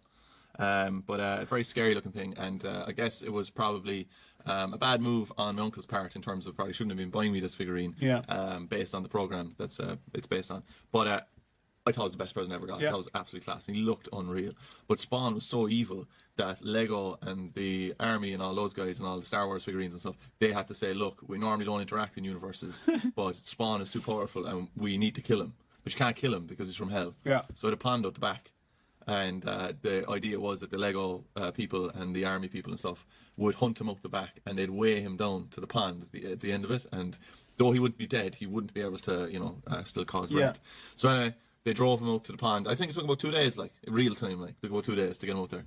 And threw him into the pond, and then like some sort of whatever happens when you're a child, like just forgot about it, just never thought about it ever again, right? Yeah. And then a few months later, my mother, the pond was burst, and my mother had to empty the pond to put like basically a bicycle pump on bicycle patch on the pond lining. And she's digging around in the bottom of it, and there's all this sludge and stuff down there, and I'm just like, hanging around or whatever. And she goes, "Oh, what's this?" And she picks it up and it holds it up in the air, and it's Spawn, and he's like dripping in mud, and I'm like, "Oh my god, it's Spawn! He's back!" And then he came back. And do you know what Spawn's powers are in the comic books? I'm sure I brought this up to you before. Go on. I don't. Like the character, I can't remember the character, but he's a black cop, I think, Yeah. or army man. Yeah, and he's white. He was killed, and he made a deal with the devil to come back to be his servant, just so he could see his wife again. Yeah, which is very, very romantic. But he can transform into anything except a black man. What? Yeah, he can transform into human form, but his human form is blonde hair, blue eyes, and white, and he can't transform into a black guy again. What was the point of that? What, like in the comic books? Yeah. It's so he can see his wife, but keep in mind now, Spawn, written by a white man, he can see his wife. That's shaky territory. Yeah, but he can't interact with her in the way that he used to. I'm actually just going to go on to scene 4, I'd say. We're in the street, it's Oisin, Damien and Robbie. Robbie tells Damien that he's getting kicked out of his house, but Damien offers to put him up. And I thought, actors must be crying out for opportunities like this, because it's a clever way to get more work in Fair City. If you can bring in it's like, I'd say Damien was there now and he just ran onto the scene and he just goes, "Oh, stay in my place." Yeah. And they're like, "What are you doing, Damien? What are you doing?" It's like, Get him off, No, stay in my place, sure, stay in my place. And then he gets more acting. Sure, I'd see you every morning. Yeah. Every morning scene. Scene 5, we're in the Bishops again. Deco's house. Actually, no. Oh, I nearly slipped. I nearly ruined the whole bit. Deco, Sasha, and Oisin, Cristiano talks about Sam's confirmation name. And Carrie-Anne tries to take Sam for a walk, but Charlotte steps in. Oh, it's just unbelievable. True. Wait, what are your middle names? But weirdly enough, right, after I went out and got absolutely hammered last night, right, which I don't condone. It's stupid, don't do it. But my 2 second names are Joseph and John, right? So technically I could be called Denis Jojo. If I lose my mind and sit in a bar Denis Jojo for the rest of my life and become an alcoholic, they'll call me Denis Jojo. Denis Jojo. But the reason I picked John is after Saint John, and he was one of his things was he took a vow of no alcohol, and I was like, yeah, that's me. I'm never going to drink alcohol. Really? But I'm stuck with the name. So that's curious. they're out in the kitchen here. Oh, sorry. They're saying this that the godparents picked the confirmation name. That's not it. That's not true, is it? No, that's not true. Because I picked Leo, and I only picked it because I thought it was cool. I'm fairly sure that there's a tinfoil conspiracy here where there's a bit of rebranding of the church in this. Yeah. Because Cristiano goes, as much as I love Charlotte, I don't think religious instruction will be her best talent or something like that. Yeah. And it's like saying, oh, it's very, very important that this child have religious instruction. Even though, like, in the last episode, they're basically saying he was going to burn in flames. Yeah, pretty much. Go on. No, it's my favourite line that's ever been in Fair City. Go on, take it. Deco is out in the kitchen, right? And this is the thing where they completely mess up. Is this a humorous scene? Is it not? What am I meant to take away from it? This is the line. It is unbelievable. It's such a hodgepodge of emotions. It's amazing. Deco says to Sasha, the last time, and this isn't a quote yet, but the last time I was at a christening, it was your christening, Sister Sasha. And then she goes, "Oh, how do you remember that?" This is the quote. "Uncle Baz nodded out in one of the bedrooms and got sick all over the floor. Dad thought it was hilarious, so he gave me a marker to draw on his face with. I remember standing there in a puddle, crying, drawing a mustache on him." Wow. Like, what are you meant to say? Is that a sad story? When you're picturing that as well, are you picturing, because I am, are you picturing Deco's head on a child's body? Like just a shrunken Deco? Oh, you're going to give me an existential crisis. Can you imagine people when they're younger? I don't think you can you? No, I can't. I just picture Deco, but he's small. Yeah, I suppose that's how I actually do when I sit down and think about it. I just imagine people with their regular head now. Yeah, but it's shrunken down, isn't it? Oh, that's awful. I never knew I couldn't imagine people when they're younger. Oh, it's tricky, isn't it? It is tricky. Yeah. Scene 6, street, or in a car or something. Kyo and Aiden. Here, you take a scene there, You're thorough. You're thorough, wow. They're outside. You sound like your man. Ah, Jesus Christ. Dennis. Come on, scene She 6. listens.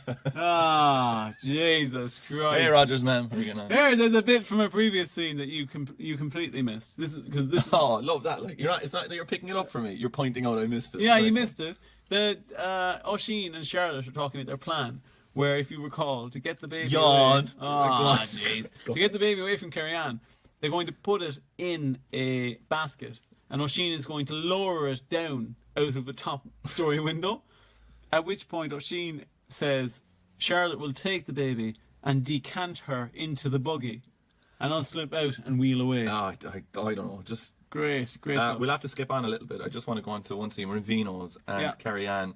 Actually, I've noticed as well in Fair City, right? This is the formula. So for every conversation that you have in Fair City, or especially every relationship, at one point or another, this isn't consistent, but at one point or another, depending on the scene, one person is completely mental and aggressive, and the other person is overly nice to a fault.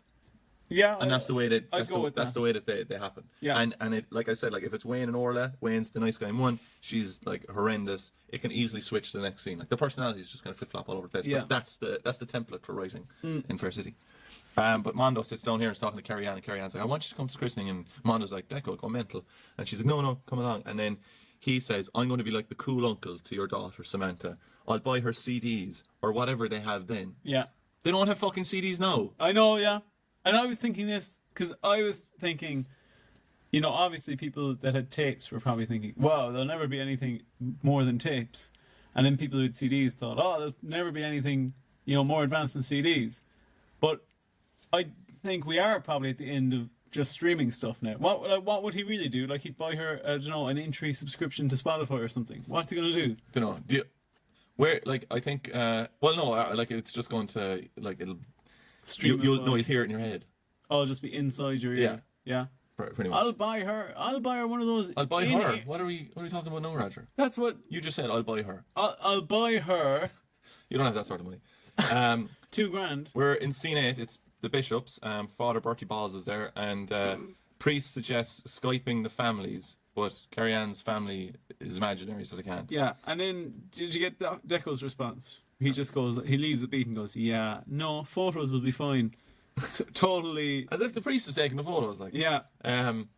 Mondo turns up and he's sent into the kitchen like a dog. But the priest starts off this weird christening inside in the sitting room because they can't go to a location of church because it costs too much money, so they just have it in the house. And he says, this is all about welcoming Sam into the Christian family. And like all families, we can get a bit ragged from time to time. There's no harm in that. Yeah. I hate. Have you read the talk. Ferns report? Oh, well, I haven't actually. You know, I looked up, and this is a serious part of the podcast, so strap yourself in. Oh no. Just for a second, but I actually wanted to look up to see how many people, children, were abused in Ireland. What? How?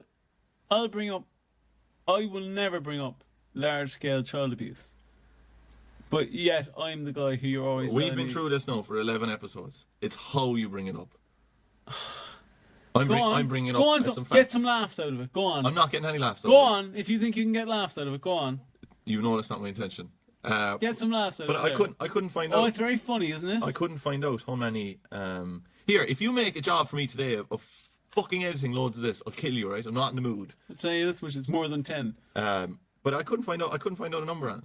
It's Yeah. like it's there's just they do it like kind of county to county because there's so many of it. But couldn't find it out. Really? Yeah, couldn't get a definitive number. So there you go.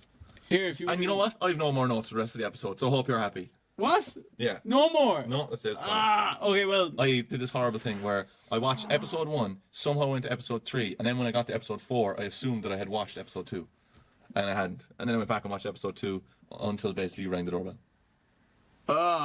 So, and then you hit your toe. Come on, Father Roger. Okay, so Deco gets mad at some stage, and he says he At some stage. Here, better than your notes. Deco gets mad and says, that's it, I'm calling off the christening. So I think he does that because Mondo arrives. Oh yeah, Mondo arrives and he won't leave. And then as a result, Deco says he's going to call off the christening. But just because Mondo arrived, Deco was going to get rid of Sam's chance for eternal salvation. Thought, lovely stuff. Yeah, then there's a break, then we come back. Father Bertie tries to calm Deco down, offers to talk to Carrigstown about her guest. so he refers to Mondo. Then Deco threatens to sue Carrigstown for custody. And in the end, they just decide to get on with it. And let's say if you just, I don't know, skip like all the way to the end, what happens? What?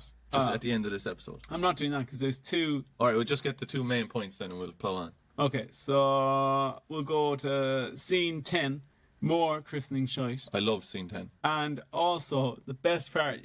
I'm disappointed you didn't watch this half of the episode because you would have loved the fact that Father Bertie persistently refers to Charlotte as Charlotte. Charlotte. It's ridiculous. That's Protestants for you. Yeah, Cristiano gives Carrigstown his and Charlotte's gift, quote unquote. He really bought it and he said that she could get in on it. I realise that they don't have the visuals, so that joke may have fallen a bit wrong, but it's a Catholic christening. The Protestants have christenings. Yeah, I would say they probably do, but it would probably be understated. They just don't believe in all the faffy, stupid stuff. It's actually very, the more you read into Protestantism. Go on, say it. You're like, I wish. You wish you were a Protestant. Can you say that? No, say it. I don't. No way, never. What's wrong with Protestants? Never. Protestants. Here, never. But I wish we had some of their doctrine and they had ours. That'd be a bit better. But having said that, Roger likes Protestants. Nothing wrong with that though. well, yeah, I have no issue with Protestants.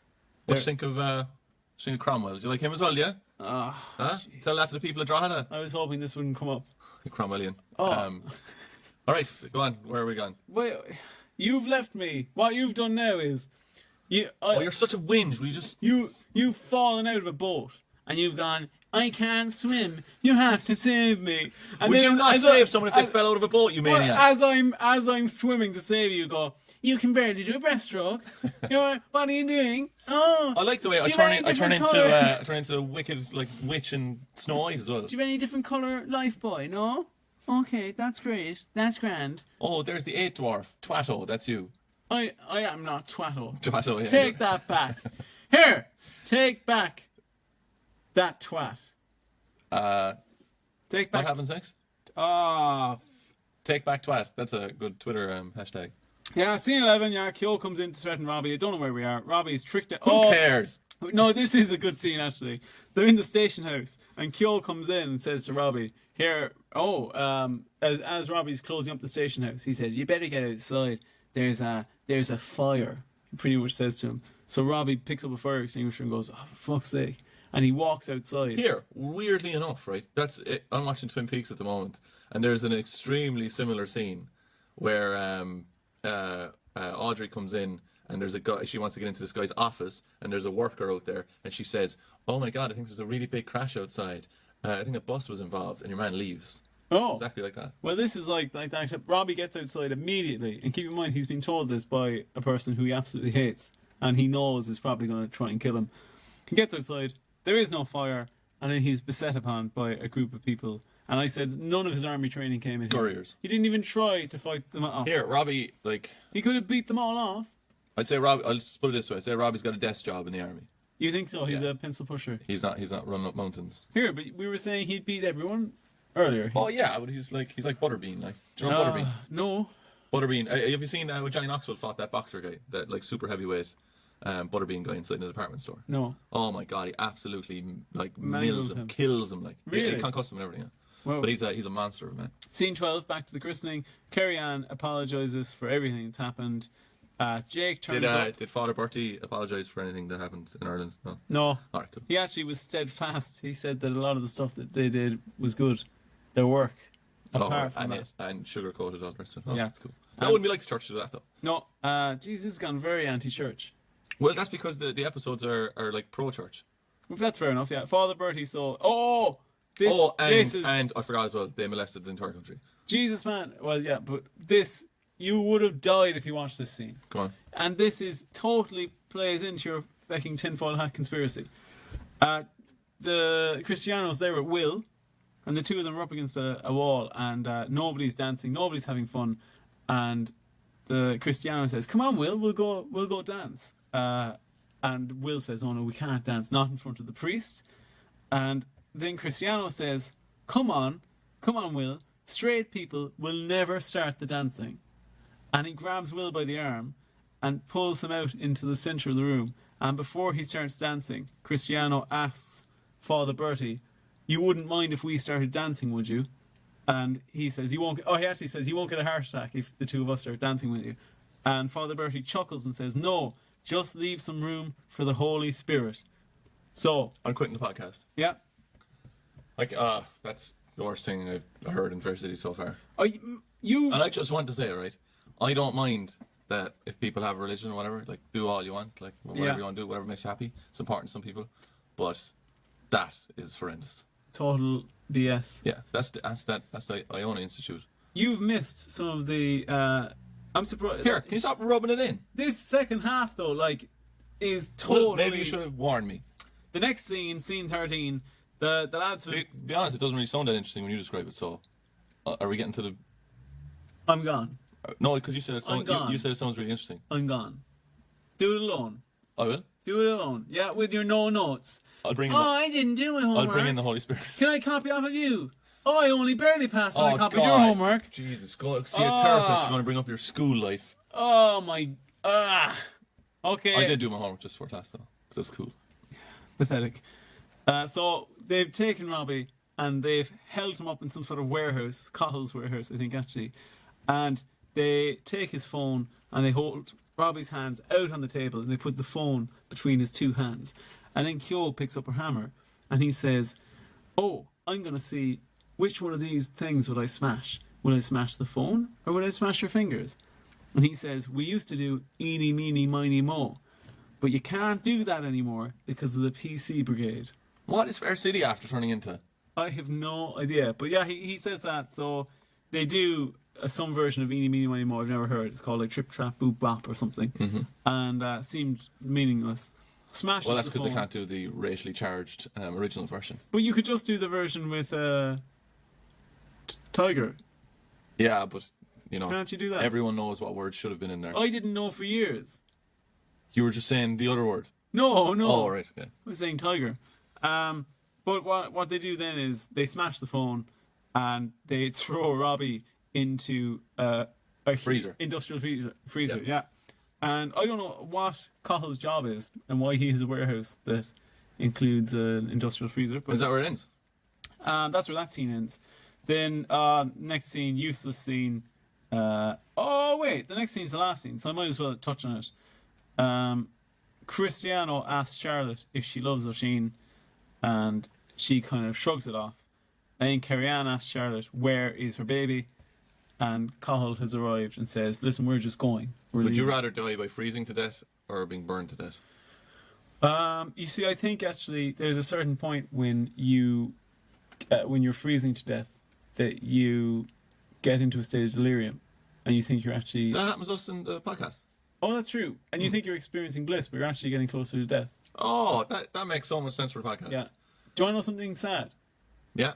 If you're dying of hypothermia, you'll eventually try and, like, if you were in your house now or something like that, and you were dying of hypothermia, you would eventually try a nesting instinct from the lizard part of your brain would start to come in, and you would try and create a nest. So you would actually open up your wardrobe and kind of start pulling blankets around yourself and stuff, and build a mini nest there, and close up the wardrobe again. When you referenced lizard part of your brain, was that true? That's true. Like the older, genetic parts of our brain. There isn't like biological a higher secret government full of lizards, though. We're not going there, are we? Do you know, actually, I have a sad fact as well, is when you're being burned to death, at a certain point, even though you really want to hold your breath, you'll actually take a big gulp of water and you'll drown. On to episode 3. You take this episode, so. No, we're not on to episode 3 yet, because we got Roger's questions. So we did. Jungle Land by Bruce Springsteen. We did get better time on that one. We did pretty awful again though, because it's 26 minutes, and we have to do this one in like 10 minutes, or we're screwed. Really? Yeah. So Right. We're just gonna have to go Speed through it. and But then. this is the biggest episode. Well, you should have thought of that before you had that ice cream before dinner. All right. So who's your favorite character in that one? Hurry up. Robbie. Did you like it?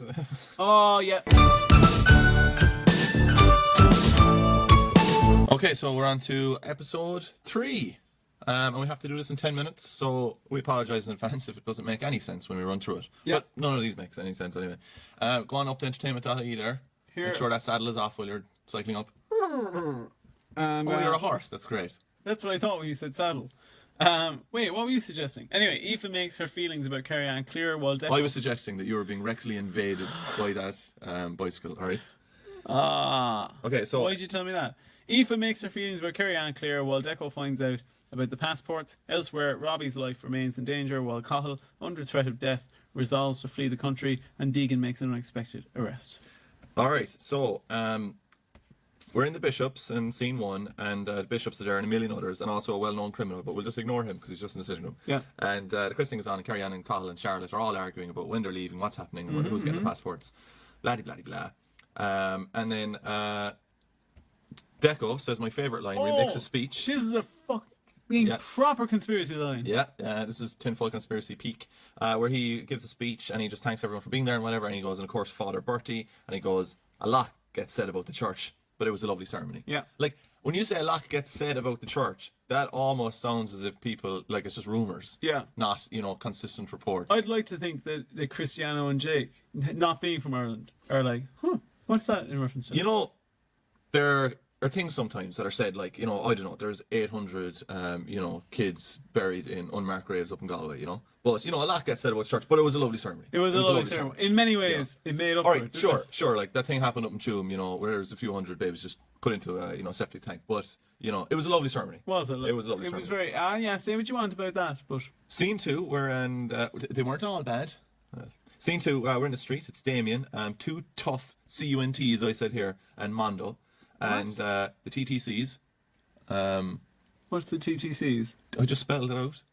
2 tough cunts, Roger. 2 tough cunts. What? TTC tell Damien, the TTCs, they tell Damien, they're the gangster lads, to get out of their way. I'm confused now. Damien can't find Robbie. I'm confused. Scene 3, we're in Vino's. Oisin and Charlotte are discussing getting the passports from Cahill, and Oisin tells Orla that if she wants one last chance to spit in Carrigstown's face, she better take it. And then Oisin says, it's about changing Sam.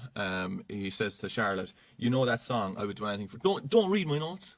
Get away from him. I'm not reading your notes. You know that song, I would do anything for I'd love. say when you were in primary school, you used to cover over while you were writing, did you? No. With one hand. So no biros. Oh, really? Yeah. No biros. I used to... listen, What? Don't bother making up shite. Go on, next one. Next no one. time for shite. But anyway, he says, you know that song, I would do anything for love, but I won't do that by Oisin, right? That's the second reference to Meatloaf in 2 weeks, by the way. But there's this fantastic story about Meatloaf coming to Ireland in 1989. Go on. How are you not reading it if you're looking at it? I'm not reading it. Can you just not read words when you look at them? I'm not reading it. You're meant to get the surprise for Okay, the I haven't audience. read it. I haven't read it. What's it about? I don't know. I just know it's about Meatloaf. You did read it then. I didn't read it. Okay. All right. This is by this lad Ronan Casey. I think he's a journalist and stuff, but he's a great story about Meatloaf coming to Ireland. And if you want to check it out, it's on ronancasey.ie. But so Meatloaf at this time in 1989, he was broke, right, and he owed loads of money to record companies, and he was all tied up in contract disputes and all this kind of stuff. And so he needed money to fund his album Bat Out of Hell 2, right? Because the original Bat Out of Hell came out in 1977. It is a concept album as well, I think. There's a narrative to it, I'm pretty sure. Oh, I actually don't know.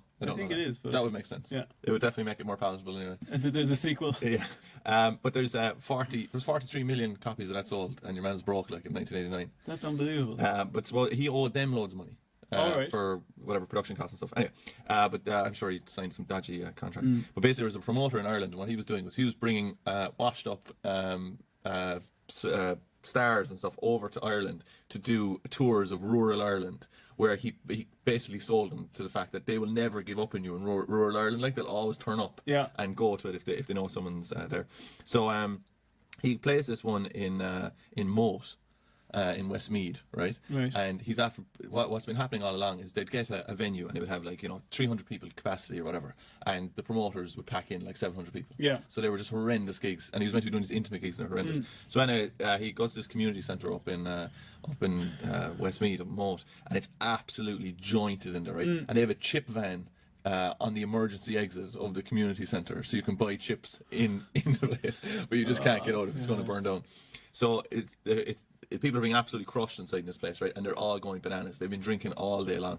So Meatloaf comes on anyway, and he's a bit tetchy, and he comes on stage, and they start throwing stuff at him, and then someone throws a chip at him, and then he says to them, "Oh my God, you know, you're throwing French fries at me," and then all the community centre start laughing at him because he said French fries, right? So then everyone starts throwing chips at him.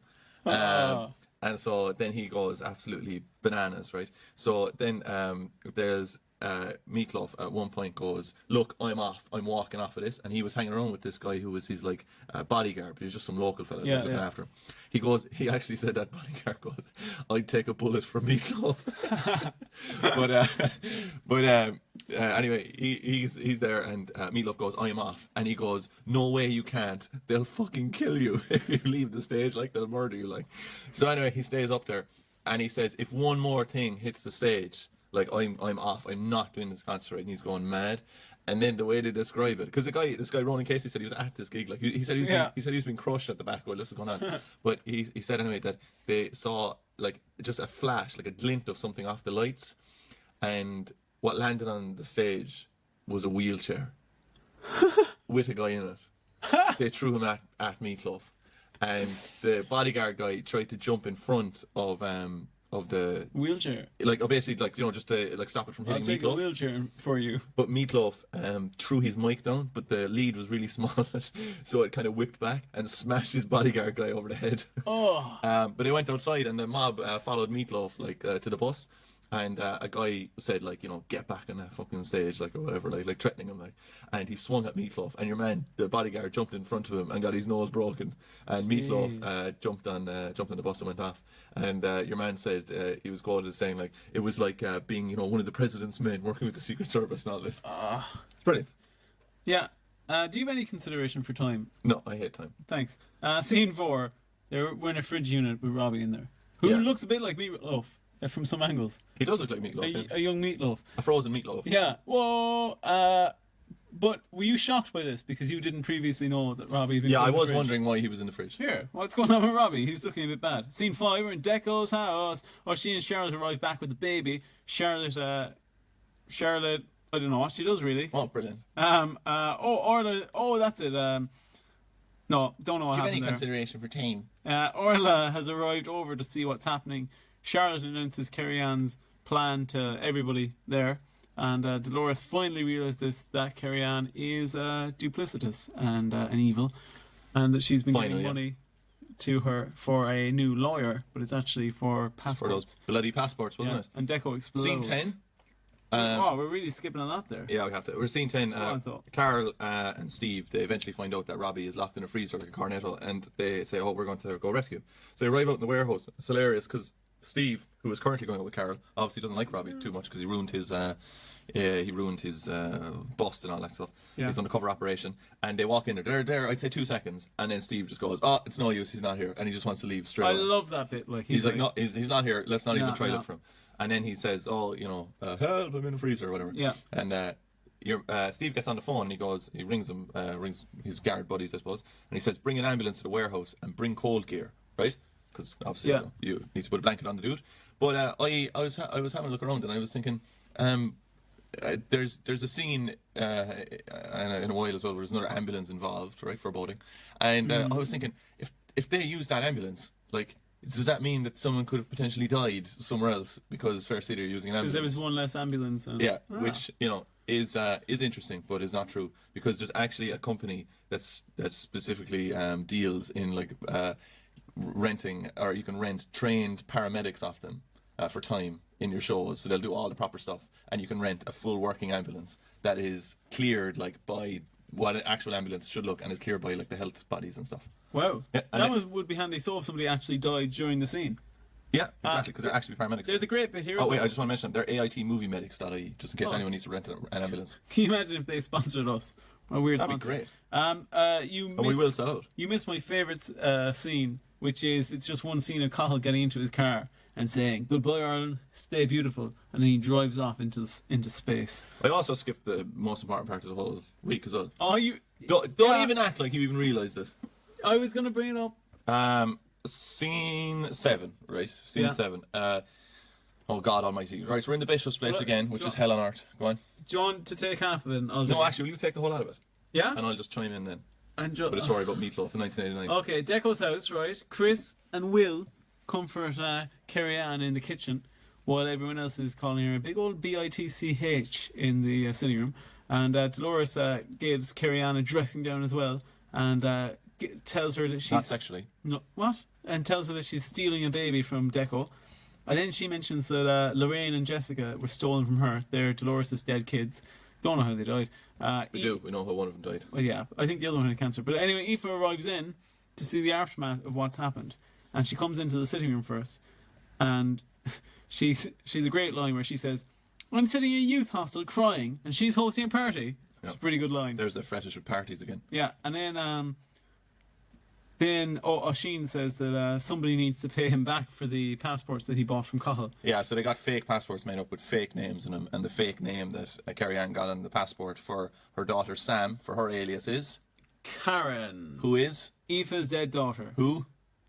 Who was killed by Carrie-Anne. Yeah, Carrie-Anne murdered. So Aoife is none too pleased. Yeah, so Aoife sees this on the passport and she goes, are you joking me? Throws the passport on the ground. Dolores picks it up, realises what's going on, and Aoife heads into the kitchen where Carrie-Anne's sitting there at the table and says, is this some kind of joke? And Carrie-Anne just goes, Aoife. And immediately Aoife picks up a knife that had been used to cut the cake and stabs... It's not even like they technically a knife, it's the cake serving tool, whatever that thing's called. Yeah, the cake slice. Yeah. And then stabs it clean into Carrie-Anne, twists it, properly kills her, and tells her, you're going to bleed out. Don't worry. So if you're ever going to murder someone, twist the knife and take it out. Yeah. Because it'll basically open up, and it's a lot easier for isn't it? It's a lot easier for surgeons and stuff if the thing is still in you. I have no idea. I think it is. So like if you get stabbed, right, don't take the knife out or whatever. Leave it in there because they'll know exactly where it went and what it's damaged and stuff like that. Sounds but right. if you take it out, it'll obviously all close back together, and then they won't know where the damage is. Ugh, sounds awful. Wouldn't want that to happen. And if you stab someone, twist the knife. Yeah, but And take out the knife. there's a good bit here as well, though, where she's just telling Carrie-Anne, like, oh, you know, you're going to bleed out. I'm headed off. Aoife leaves. Nobody even thinks of checking what did Aoife do in the kitchen. Also, it's like a double doors. That's all that's blocking the sound. Like, Carrie-Anne is dead. in the kitchen. A character has died, one room over, dead. And nobody cares. Nobody's even interested. Did you care? I care. That's where the cake is. They've ruined the cake. Yeah. You can't eat cake that's been next to a dead woman. Blood cake. Oh, like a red velvet. Scene. Oh God. Scene 14. We're in the station. It's I don't know what happens here, to be honest. Robbie gets on to the two criminal guys and says, I need to get Aoife out of the country because she murdered Carrie-Anne. And then the guards come in. John the guard is it's hilarious. He comes in and he goes, is Aoife here? And then what's her second name? I don't know what her second name is. Let's say Carol or something. Yeah. Oh, Carol. And he goes, oh, is Aoife here? And she goes, no, I haven't seen her. Aoife, where are you, Aoife? He just goes nuts. And then Aoife comes out. And then Robbie, after sticking his neck out to try and get her out of the country, Aoife goes, don't worry, I called him. Yeah. And I don't know what's happening. No, me neither, really. But they take her away. Also, I do have listed here that the impression I always got of the station house was it was kind of like the hipstery bar. Yeah. And it just seems to be a hotbed of crime. They've harboured a criminal. All that they need to do, right, is get 4 guards, right? Cinnamon McCoy's, Vino's, the station, and the station yard. And they have everything. Crime will go to 0. Well, all the crime then will go to bruisers. Oh yeah, bruisers. But that's just out in the open, so you could hear it. Scene 15, we're in the Bishops, right? Final scene, is it? Carrie-Anne has been lifted out at this stage. She's gone. And Wait. Go on. Wait, What? you have to put in the scene where they realise what's happened. Oh, right, yeah. We can't just... Well, yeah, but sure, what they realise she's dead. She's still dead. Is that the scene? Fine, go on. No, go on. Is there anything juicy in it? Well, I'm not saying there's anything juicy going on, but just thought it was probably So, Roger's scene, they find out she's dead. End the scene? in the scene. Brilliant. Scene 15, we're in the Bishop's house again. Sasha says, go in there to the kitchen where that person was murdered today and there's blood all over the place and get the baby's bottle, will you? And she's like, I can't, it's murder. So what I think is really weird is that, and I just checked this up, if someone is murdered in your house or dies in your house, they'll take the body, but you're stuck with everything else. Really? You have to clean it up yourself.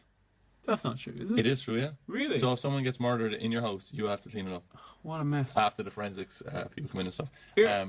But I looked up this thing, and I know some people are going to look this up, and I'm telling you, do not look this up.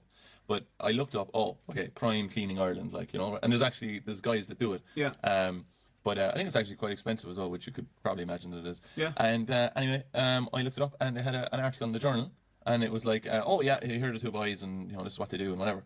And then, without any warning, they just showed pictures of scenes that needed to be cleaned up. Jesus. Murder scenes and death scenes and all this. And one of them was a toilet that was just absolutely covered in blood. And they must have been mocked up. No, these were real. And I was just like, well, I did not need that. Here, do you want to know two interesting things on that topic? Mm-hmm. One of them is that my friend's got a really One of them is, and he stabs me at the end of the podcast. that I wish. But who would drive us for spice bags? I would hate if I was murdered. We're getting spice bags after this, by the way. Can't wait. I'm going to get a veggie one. Dennis will get a chicken one. Normal one. But there is my friends in college got a really sweet deal on a house in Barrack Street for their renting it for the year. Mm-hmm. And they couldn't believe how cheap it was. And it turned out it was cheap because the house next door, a guy had died in it and had been left there for so long that the smell had started to seep through to the other. Oh, cool. Yeah. What a way to end the episode. Yeah. Breaking news, guys. Japanese robots land on moving asteroid in world first. What? Where did you get that news? I didn't hear anything. Just got breaking news. It came in. That's true. From who? Rungaloid. Rungaloid. Yeah. Oh, crap. And Roombot. What asteroid is it? Roombot. Roombot. Roombot. Roombot. What do you think of that? Japanese robots. They landed on an asteroid. Found something in Roger's code. Call the guards. All right, so what did you think of that episode? It was pretty good, yeah? Did you like it? Yeah, cool. Who was your favourite character? My favourite character of that episode was Carrigstown, because she died. Oh, very good. And how are you feeling now in podcast terms? Oh. How are you feeling right now in the podcast? Pretty bad. I'm hungry. My temperature has gone particularly high.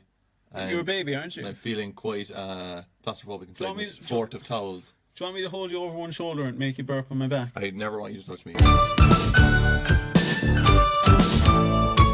Alright, so episode 4. Here we go, guys. Well, now we're down to our friends at Entertainment Alley again. Hop on the bike with no saddle again. What day was this broadcast? It's our Blurns Day, as the lads of Futurama. What day was broadcast? I suppose it was probably Thursday. Thursday. And do you know a date? Any idea of any dates? Do you like dates, do you? The 40th. Oh, come on. Give me a better guess than that. Next thing you're going to tell me they only go up to 30 and sometimes 31 days. Yeah. The 19th. Oh, so close. The 20th. The what? I was hoping you'd answer it. So you need Yeah. Here, Carrigstown is left reeling following the murder. I didn't hear that. You need to speak more clearly. I didn't send you away to that school, right? To talk like a thug. Are we done? Yeah. Okay. Carrigstown is left reeling following the murder of Carrigstown, with Declan refusing to accept she is gone. Elsewhere, Yates refuses to be threatened by Robbie, and Carol's renewed closeness. So we're in the street, scene 1. Cristiano, Mondo and Damien there. They have a big, long, boring talk about Carrie-Anne being killed, and Cristiano takes everything the wrong way, and then Damien gets a call for a job. Yeah. And then Cristiano, like a true mate, tells Mondo that the person that was just murdered actually really loved him. She really loved you, you know? Yeah, and then the hearse rolls by, and Binzer salutes it. The Hirsch. What? You said the Hirsch. Yeah, like Hershey's chocolate. Like Hershey's chocolate with a dead body in there, yeah? Scene 2, we're in Vino's. Wayne gets off the phone from Damien, it turns out. That's who he was on the phone to. And he says that Carrie-Anne's hearse is just passed. Then Orla says, on that exact topic, she says, Junior has a fun day in school in 2 weeks. She says that immediately after that. And Wayne says, we're going to have to make an appearance at the funeral. She goes, I refuse. I will not do that. She says, I'd rather eat a dog turd. Did you hear her say that? No. Well, you're fun. Sheen asks what time he can go around to Declan's place. He comes in and asks that to Wayne, as if Wayne knows. But he does. And he says, after 10, I think. And Orla refuses to go to the funeral. Carol comes in with Mondo. She comforts him. They leave. Scene 3, take it away. Scene 3 are in the Bishops, and they're going to go into the sitting room to see the body. I was really hoping that they were going to have the actor in the coffin. Me too, I was yeah. really hoping for that, but they didn't. Did you get this great scene where Sash is holding Sam and she goes, she's getting more like her mom every day? Her mam's dead. She's just died. You don't compare a baby to a freshly dead woman. Weirdly enough, she can only get like her mam for a certain number of years. That's true. And then she can't become like her mam anymore. After a certain point, they're going to have to go, that's how I reckon your mam would have looked. Yeah. You're getting more and more like potentially what your mother would have looked like Yeah. if she hadn't been killed with a cake tool. Scene 3, yeah. So they want to see the body. Deckel can't stand it, and he goes into the utility room forever. Yeah, he just disappears. Scene. Well, let's not even do scene 4. You don't want to do it? Scene 5. We're in the, why? What's scene 4? Is it? No, there isn't. Go on. Oh. Well, no, actually, he kind of sets stuff up. Hungry Pig, Chris and Will are there. They're discussing the wake. Robbie comes in and orders a coffee. And Aidan comes in, Kyo's thug comes in after him and sits down, staring at him as if to intimidate him. So scene 5, we're in Decco's house again. Dolores is here now. Glad we didn't miss that scene. Well, no, it sets stuff up. Dolores is here now, and Charlotte is going fucking mental again, I said. She goes, stop hanging around here like a ghoul. That's what she says to Dolores. Brilliant line there from Charlotte. She's gone full Lady Macbeth. She thinks that there's blood on the floor that she has to wipe away, but it's not there. There's blood! And then Sash and Dolores realise that Decco's gone, and they say, we're going to leave. And Why do they always make people cleaning look mental? Why do they always think that if you clean a lot, you're mental? Yeah, probably are. When the blood's not there, you are. It's dark floorboards. You Probably think is that's the there. issue, yeah? Yeah. Okay. Scene 6, we're outside. Here! You were being sarcastic there when you said okay. Or were you being truthful? I honestly can't remember at this stage.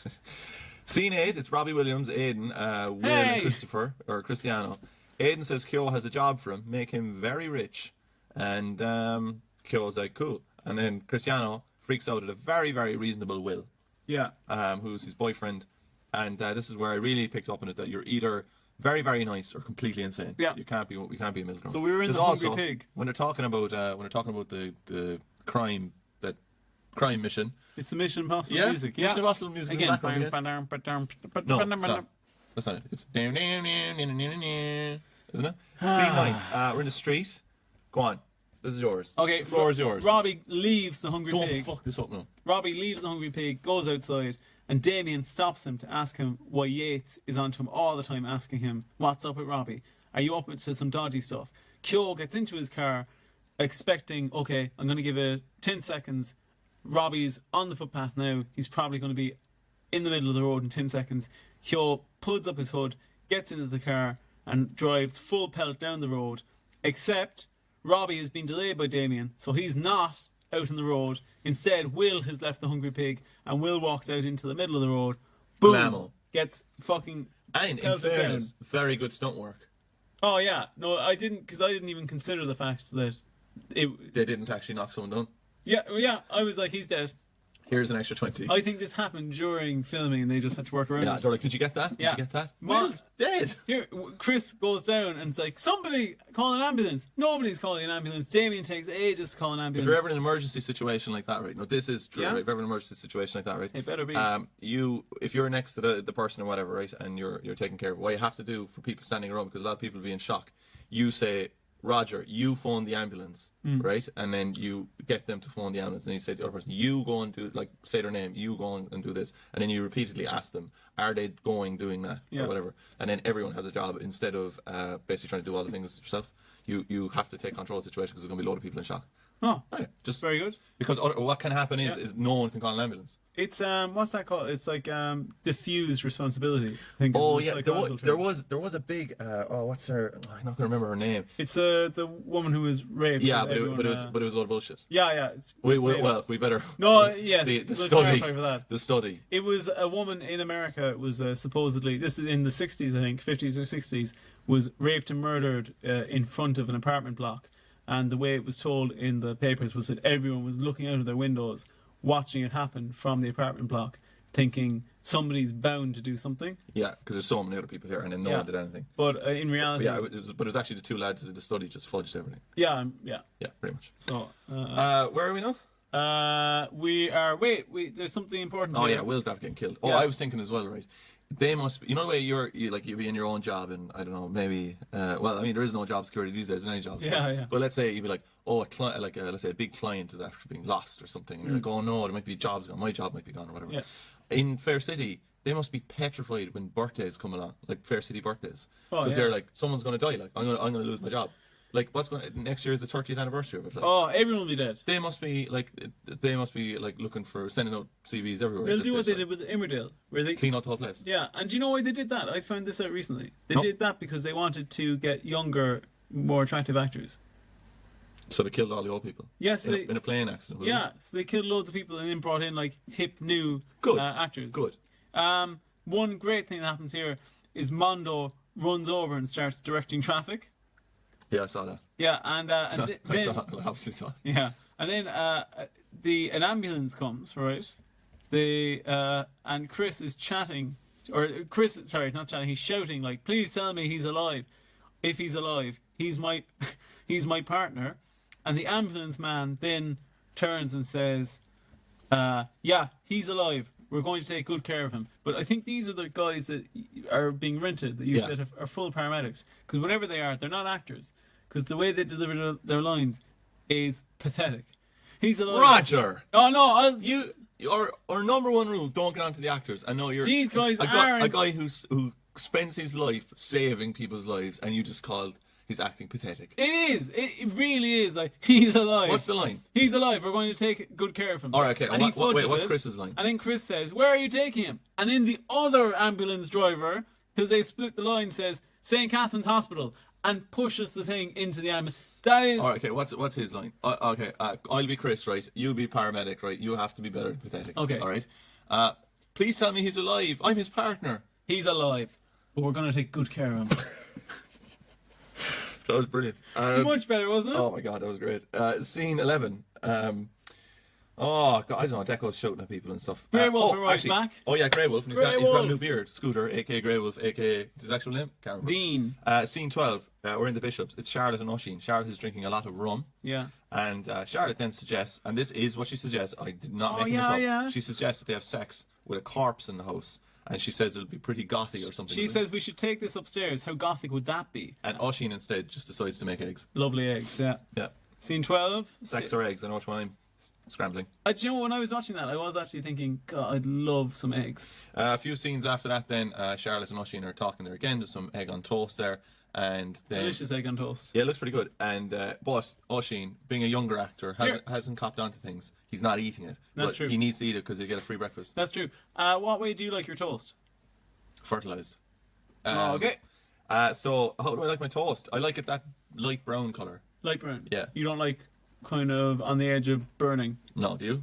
I'll take it a bit more well done. Yeah. Bit more well done, yeah. The carbon on it is bad for you, though, apparently. Especially if if you cook, when you have that delicious cooking grit that you get in frying pans. Oh, lovely. That's cancerous. Really? Yeah, it's like one of the worst things you can eat, but it is delicious. The final thing that tipped me over into not eating meat was the horrendous statistics of stomach cancer and intake of meat in your diet. Really? Yeah. Did you see? I think especially with the cancers and stuff, anyway, pretty much The screwed cancers. with processed foods. Yeah. Like yeah. it's probably impossible to eliminate that out of your diet. Like, Oh yeah, fully so. good tip for you though, if you want to make a good change in your life, and I don't always stick to it, but it is pretty good. Is don't eat anything out of a box. No, that sounds like you can't eat anything, but like don't eat any pizzas out of a box. Don't eat anything like that. Like obviously meat will come in a box, you can eat that, but don't eat any of that stuff that's like ready made. It's very bad for you. Like Goodfellas pizzas. Yeah. You love Goodfellas pizzas. Yeah, I know. I just said it. What's your big deal? You live off of Goodfellas pizzas. Yeah, and I just said that right there. That it's good to do it, but I do it anyway. No? I'm full delirium. Come on. Scene 15. We're in the hospital. It's Steve, the nurse, and Cristiano. And what hospital are we in? Oh no, I don't know. St. Catherine's Hospital, Oh, crap. which doesn't exist. Not a hospital in Ireland. Steve is sick of Cristiano already. Yeah, yeah. Within he 3 is. seconds, he hates him. And Steve can't see Will because he's gay. Is kind of what they're Chris going can't across. see Will. Yeah. Oh, Steve. Steve. Steve. Steve can't see Will because he's half dead.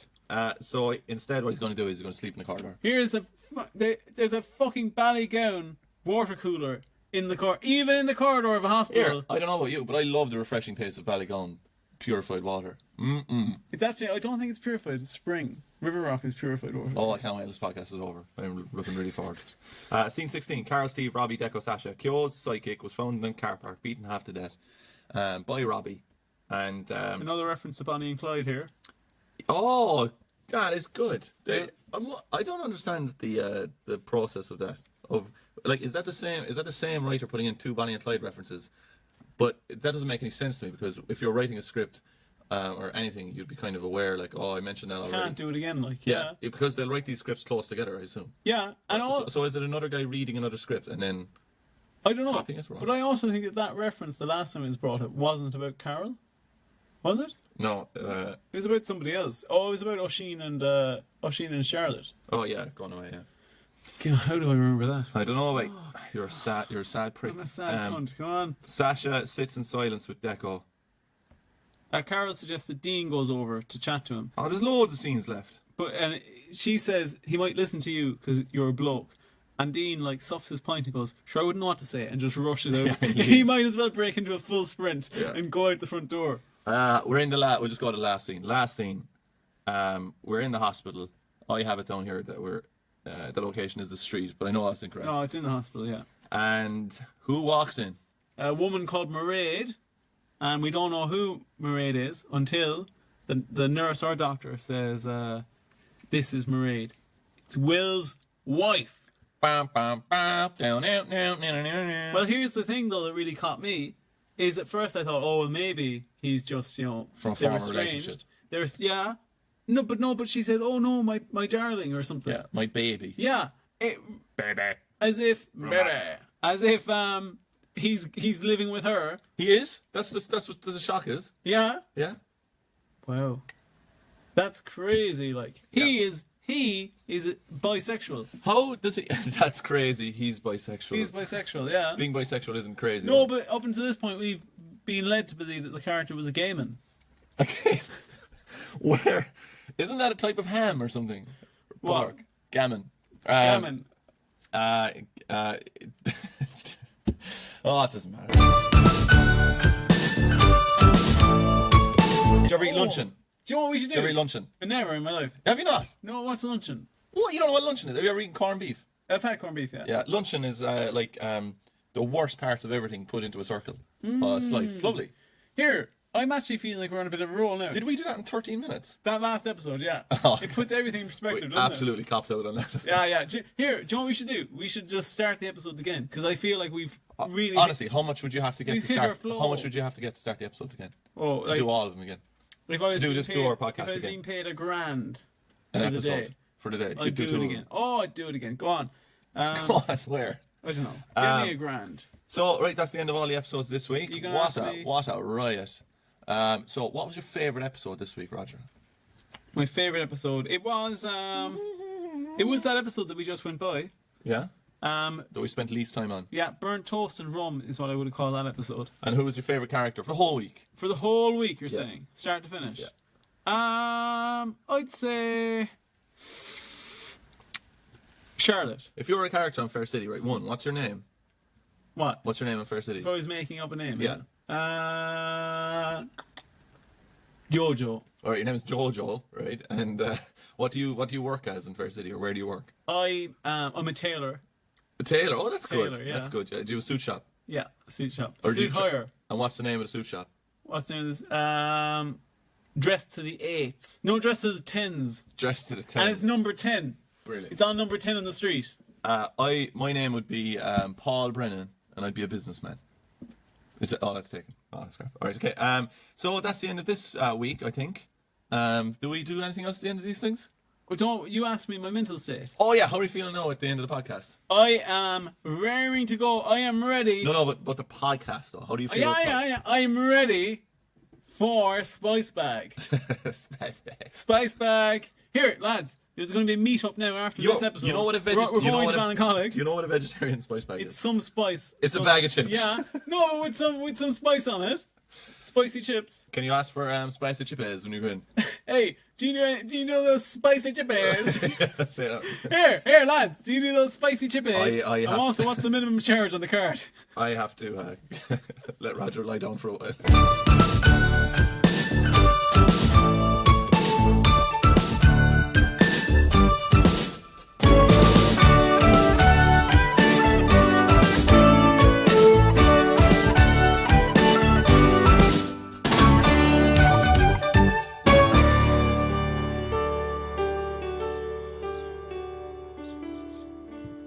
I met a girl the other day drinking purple drink.